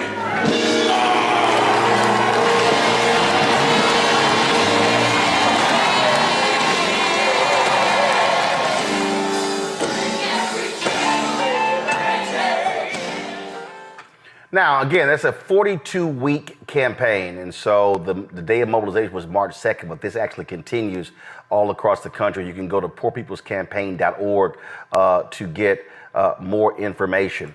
Now, Fanbase is pioneering a new era of social media for the creator economy. This next generation social media app with over 600,000 users is raising $17 million, and now is your chance to invest. For details on how to invest, visit startengine.com/fanbase or scan the QR code. Another way we're giving you the freedom to be you without limits. When we say a Republican Party, they don't like black people, this is a perfect example of that. This Tarrant County District Attorney's Office, they have announced that they're going to be appealing last month's ruling by the Texas Appeals Court that overturned the Crystal Mason's 2018 conviction for illegal voting. Now, Crystal Mason was on federal probation for felony conviction in 2016 when she voted in an election with a provisional ballot. Now, she says she didn't know she could not vote.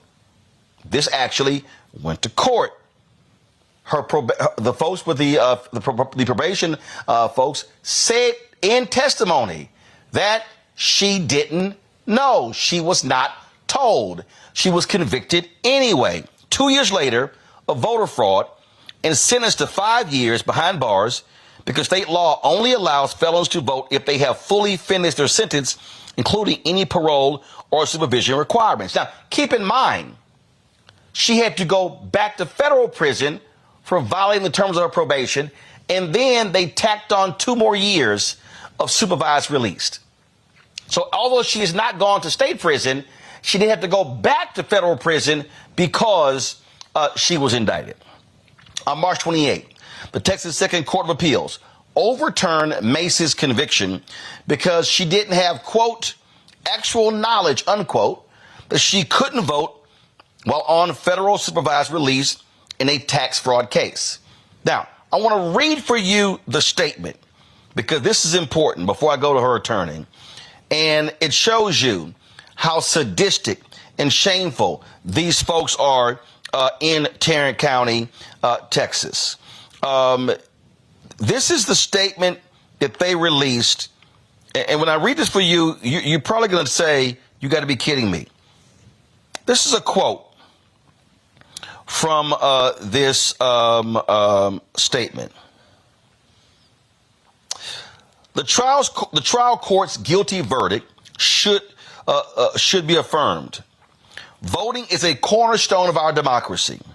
This office will protect the ballot box from fraudsters who think our laws don't apply to them. Crystal Mason, a 4-time felon, was convicted of illegal voting on March 28, 2018 in a bench trial in the 432nd Judicial District Court. She was convicted based on testimony from the election judge and poll clerk that she read the provisional voter affidavit, affirmed that she provided accurate information, signed the affidavit, and testified that the affidavit language was clearly understandable to mean that a convicted felon such as herself was ineligible to vote. On March 28, 2024, the Second Court of Appeals reversed her conviction and published an opinion stating that there was evidence showing Mason may not have known she was ineligible to vote on the day she voted. The Second Court of Appeals failed to give proper deference to the trial court's guilty verdict and reweighted the evidence in favor of Mason.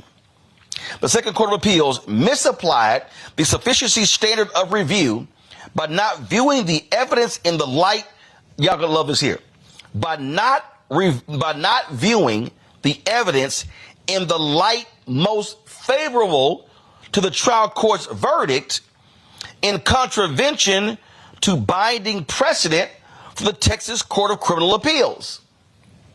The Second Court of Appeals publication of its opinion creates the very real risk that future sufficiency cases will likewise be wrongly analyzed and decided. This office requests that the Texas Court of Criminal Appeals grant review in this case, reverse the Second Court of Appeals decision, and affirm the trial court's guilty verdict. That's from the Terrence County DA's office. Kim Cole, Crystal Mason's attorney, joins us right now. Kim, hate to have the fact that we're talking to you again about this case. This has been going on for 8 years. And for people who don't understand, she filed a provisional ballot. The ballot was not even counted. So it wasn't like it actually was included. That's one. They also lie in this statement, Kim, by saying that, oh, she knew this, she knew that. And then they also lie by saying that once there was evidence showing Mason may not have known she was ineligible. This is according to the court. So they're trying to say that they're wrong. There was testimony. Wasn't there actual testimony by a probation officer who said no one told her she couldn't vote? Correct? That is absolutely correct, Roland. And it wasn't just a probation officer. He was a supervisory probation officer. He was over all the probation officers. And he testified on the stand. And this was their witness. This was not Crystal's witness. This was their witness that they called to the stand. And they asked him point blank, didn't you tell her that she was not eligible to vote? And he said, no, I did not.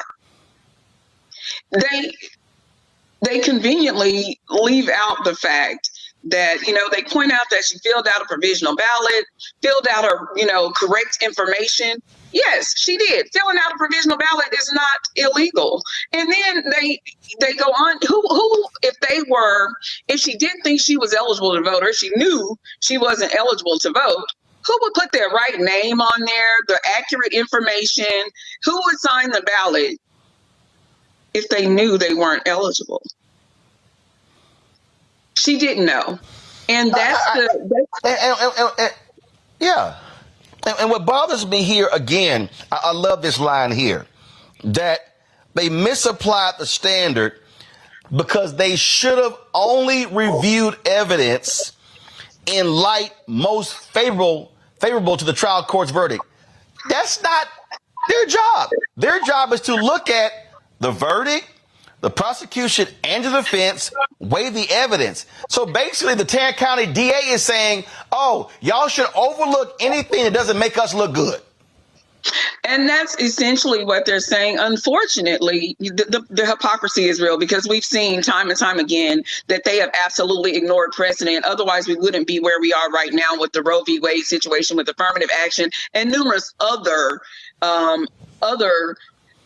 precedent that has provided and expanded rights for minorities. So the hypocrisy is real, right? But that is unfortunately the standard, that anytime there is an appeal, they are to view the evidence in the light most favorable to the upholding the verdict. However, that doesn't mean be ignorant. and they did not prove their case. Their witnesses contradicted each other. And what they also failed to include was that the Second Court of Appeals said that even if she had read the affidavit, there is absolutely no language whatsoever in that affidavit, because Crystal testified that she didn't read it. They're going on her two neighbors' testimony that was inconclusive that she read it. They're like, well, I think she read it. She was moving her finger. Anyway, Crystal did not actually read the affidavit. She was filling out her information, because on one side is the attestation, the other side is where she fills out her information. And she was putting her information on there because they did admonish her that she had to provide accurate information. And she made sure everything matched up with her driver's license. And so that being said, even if she read it, there's nothing in the provisional ballot affidavit that says that if you are A, B, C, and XYZ, you are not eligible to vote. Nothing in there. So how would she have known? Here's what's also interesting. I mean, here's the deal. So she was convicted of tax fraud. She was inflating returns for her clients in terms of preparing their taxes. Okay, that's why she went. But when you read their press release, Crystal Mason, a 4-time felon.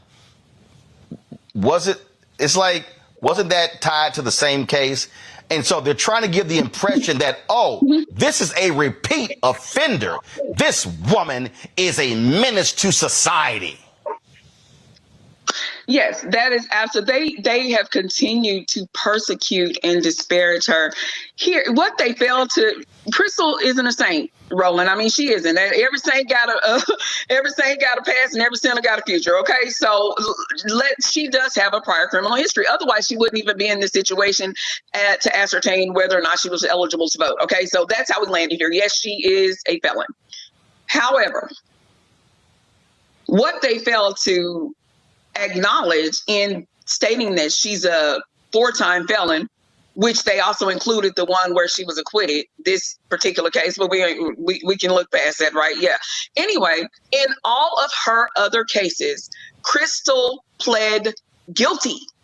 She admitted her wrongs, even to the case that got her sent to federal prison. She has no problem holding herself accountable for the things that she's done wrong. Why on earth would she fight for 7 years to prove her innocence, when in all of these other cases, she admitted her guilt because she did something wrong? She was like, I did it. I mean, I'm gonna take accountability for my actions. Here, she didn't know she was not eligible. So she refuses. I mean, to accept responsibility. Right. I mean, the thing that jumps out to me is, before I go to Matt and Michael with their questions. Okay, has she gone to state prison? No, but she actually, because of this, she returned to federal prison for 2 years. You would think a common sense DA would say, okay, we've been dealing with this one case for 8 years. They literally are spending more time on this case than they have on heinous crimes that have been committed.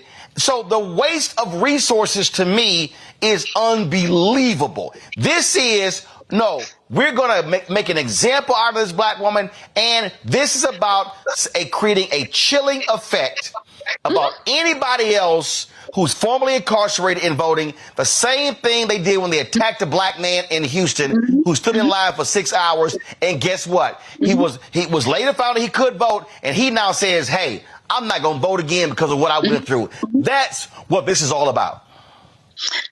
You're absolutely right. You are absolutely right. I've said over and over again, in their summation in Crystal's original trial, they said they wanted to send a message to voters, much like their ridiculous, disparaging, inaccurate statement that they released yesterday. They are trying to send a message. They are trying to, quote unquote, protect the ballot box, as if, of course, Roland, you know where that comes from, as if folk like us shouldn't be there.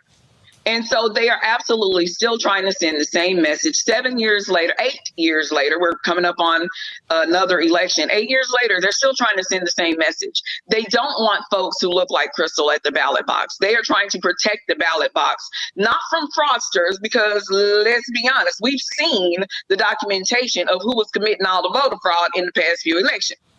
They don't look like Crystal. So they're not trying to protect the ballot box from from fraudsters. They're trying to protect the ballot box from those who have been typically disenfranchised by this system. And that is the whole point of them continuing to beat this dead horse. And correct me if I'm wrong. There was a Texas Justice of the Peace, Russ Casey, who admitted to forging signatures to get on the primary ballot. And he pled guilty to records tampering. He resigned. That happened in 2018. These folks are spending more time, and he was an elected official. They're spending more time going after her than they did going after somebody like him. Yes. And in fact, before that, and he was sentenced to 2 years in jail, but it was probated over 5 years. But they want to send her to prison. They absolutely want to send her to prison because they want people who look like her. They want to protect the ballot box from folks who look like her and you and me. And want to send, and Mr. Rogers down there in Houston, they want people that look like us to fear that they may suffer the same fate. Look at what all they're doing. Look at all of the taxpayer money they're spending to put an innocent woman in prison. It makes absolutely no sense whatsoever. Matt Manning, your question. So, Kim, thank you first for your advocacy. You're doing stellar work. And ironically, I'm writing a PDR to the Court of Criminal Appeals as we speak. This is really kind of appreciate. But my question to you is this. First, have you ever seen an appeal like this? Because my understanding is the Court of Criminal Appeals sent it down saying y'all used the wrong construction of the statute. And the opinion that came out of the Second Court of Appeals was determining the sufficiency of the evidence. So as far as I see this is purely political. And to that end, is there any mechanism that y'all have to dismiss a frivolous appeal like you would like a Rule 91A dismissal on the civil side or any dismissal like that? Because I think it's frankly unethical to appeal it following the Court of Criminal Appeals opinion in this case, but I haven't seen the mechanism whereby you could get it thrown out, just on its face, because I don't know how they get there at all. From my understanding, there isn't one. We will have an opportunity to file a response to their request for discretionary review. So we're still, obviously, I'm not her only attorney, and we're still evaluating whether or not we will respond, because to be quite honest, it's trash. I don't know if you read it. It's trash. And, we're debating whether or not we actually even, want to even give it the credence to draft a response. But I believe ultimately we will, because we should say something, because this does not deserve the court's review. And hopefully the Texas Court of Criminal Appeals will not take it up. But no, I don't believe there's any mechanism like on the civil side where we can just get this out of here, please. This doesn't even require one moment of your time. I mean, I think this is sanctionable, arguably sanctionable conduct, because it's so rare that you have the top court, and Roland, for all the viewers, the Court of Criminal Appeals in Texas is like our criminal Supreme Court. So this is basically the criminal Supreme Court saying, y'all got it wrong below, look at it again, them acquitting following that instruction, and then this Tarrant County DA still trying to press the issue because he doesn't want to lose in the court of public opinion. But the court has already said what it is. So, I mean, to me, it's sanctionable because I don't think there's an ethical basis on which to advance this appeal. Anyway, my thoughts. Well, I certainly hope the court actually does smack them down because this continuation of this case, it's 8 years. She voted in 2016. I'm sorry, you don't spend 8 years on a case like this. Michael? All right, Attorney Cole, thanks for coming back on, giving us an update. First and foremost, how is Crystal doing with this new news? Number one. Number two, is there anything possibly the Department of Justice can do, the Civil Rights Division, anything like that in regards to suing Texas, what have you? So first of all, Crystal is understandably distraught. She thought finally that this nightmare was over because it is clear that she has been targeted. They haven't put this much. I always talk about the affluenza team, you know, the case that made national attention. This young man committed several crimes, you know, stole a vehicle, stole alcohol, killed 4 people. And they did not advocate him going to prison. Crystal filled out a form. That's it. She filled out a form with accurate information. She didn't lie on the form. And they want to send her to prison. This is absolutely ridiculous. I would agree that the continued prosecution should be sanctionable because there is no basis for it. Absolutely no basis for it. So Crystal is not well. She's very upset. She really took particular issue with the DA's attempt to disparage her in their last statement. Their language was vile and to me, very unprofessional. So she really took issue with that. To, you know, paint her as a 4-time felon. No, this conviction was thrown out. So you can say, so she isn't a 4-time felon, but they just really took, you know, called her fraudster. They really took some low blows. And so she's not happy. And she was looking forward to moving forward with her future without this hanging over her head. She has had to worry for the last 7 years. At any moment, this case could have turned the opposite direction and she would have been looking at 5 years in jail and prison. And so she finally thought that was over. Your second question, and I apologize, I forgot what your second Department of question Justice, was. Civil Rights Division. Yeah. Is there any role that they can play in this? I think there's a role that they should play. There are some issues going on in Tarrant County that definitely would, and in fact, there's some other issues going on in Tarrant County, may not be known to you, but those of us locally know.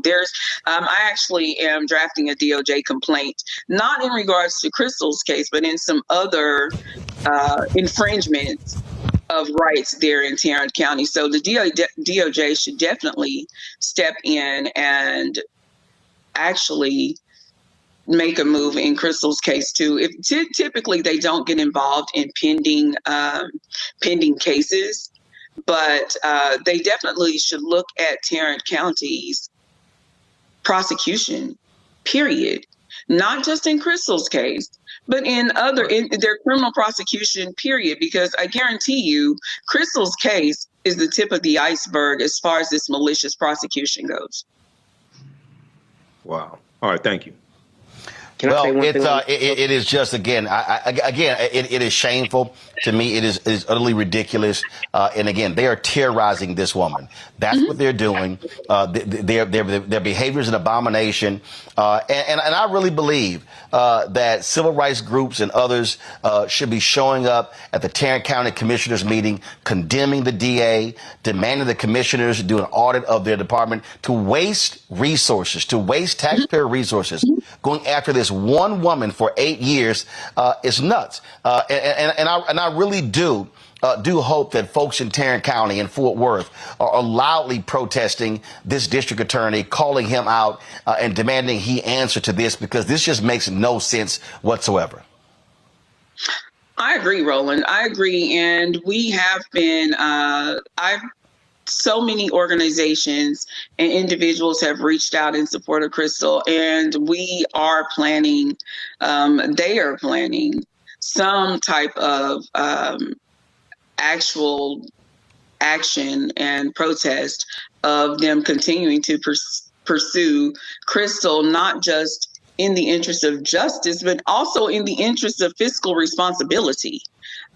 They're spending taxpayer dollars on a political narrative. And that's not how the taxpayers want their dollars spent. I would think if there are funds allocated toward fighting crime, they would really prefer that they pursue people who have actually committed crimes. Fanbase is pioneering a new era of social media for the creator economy. This next generation social media app with over 600,000 users is raising $17 million, and now is your chance to invest.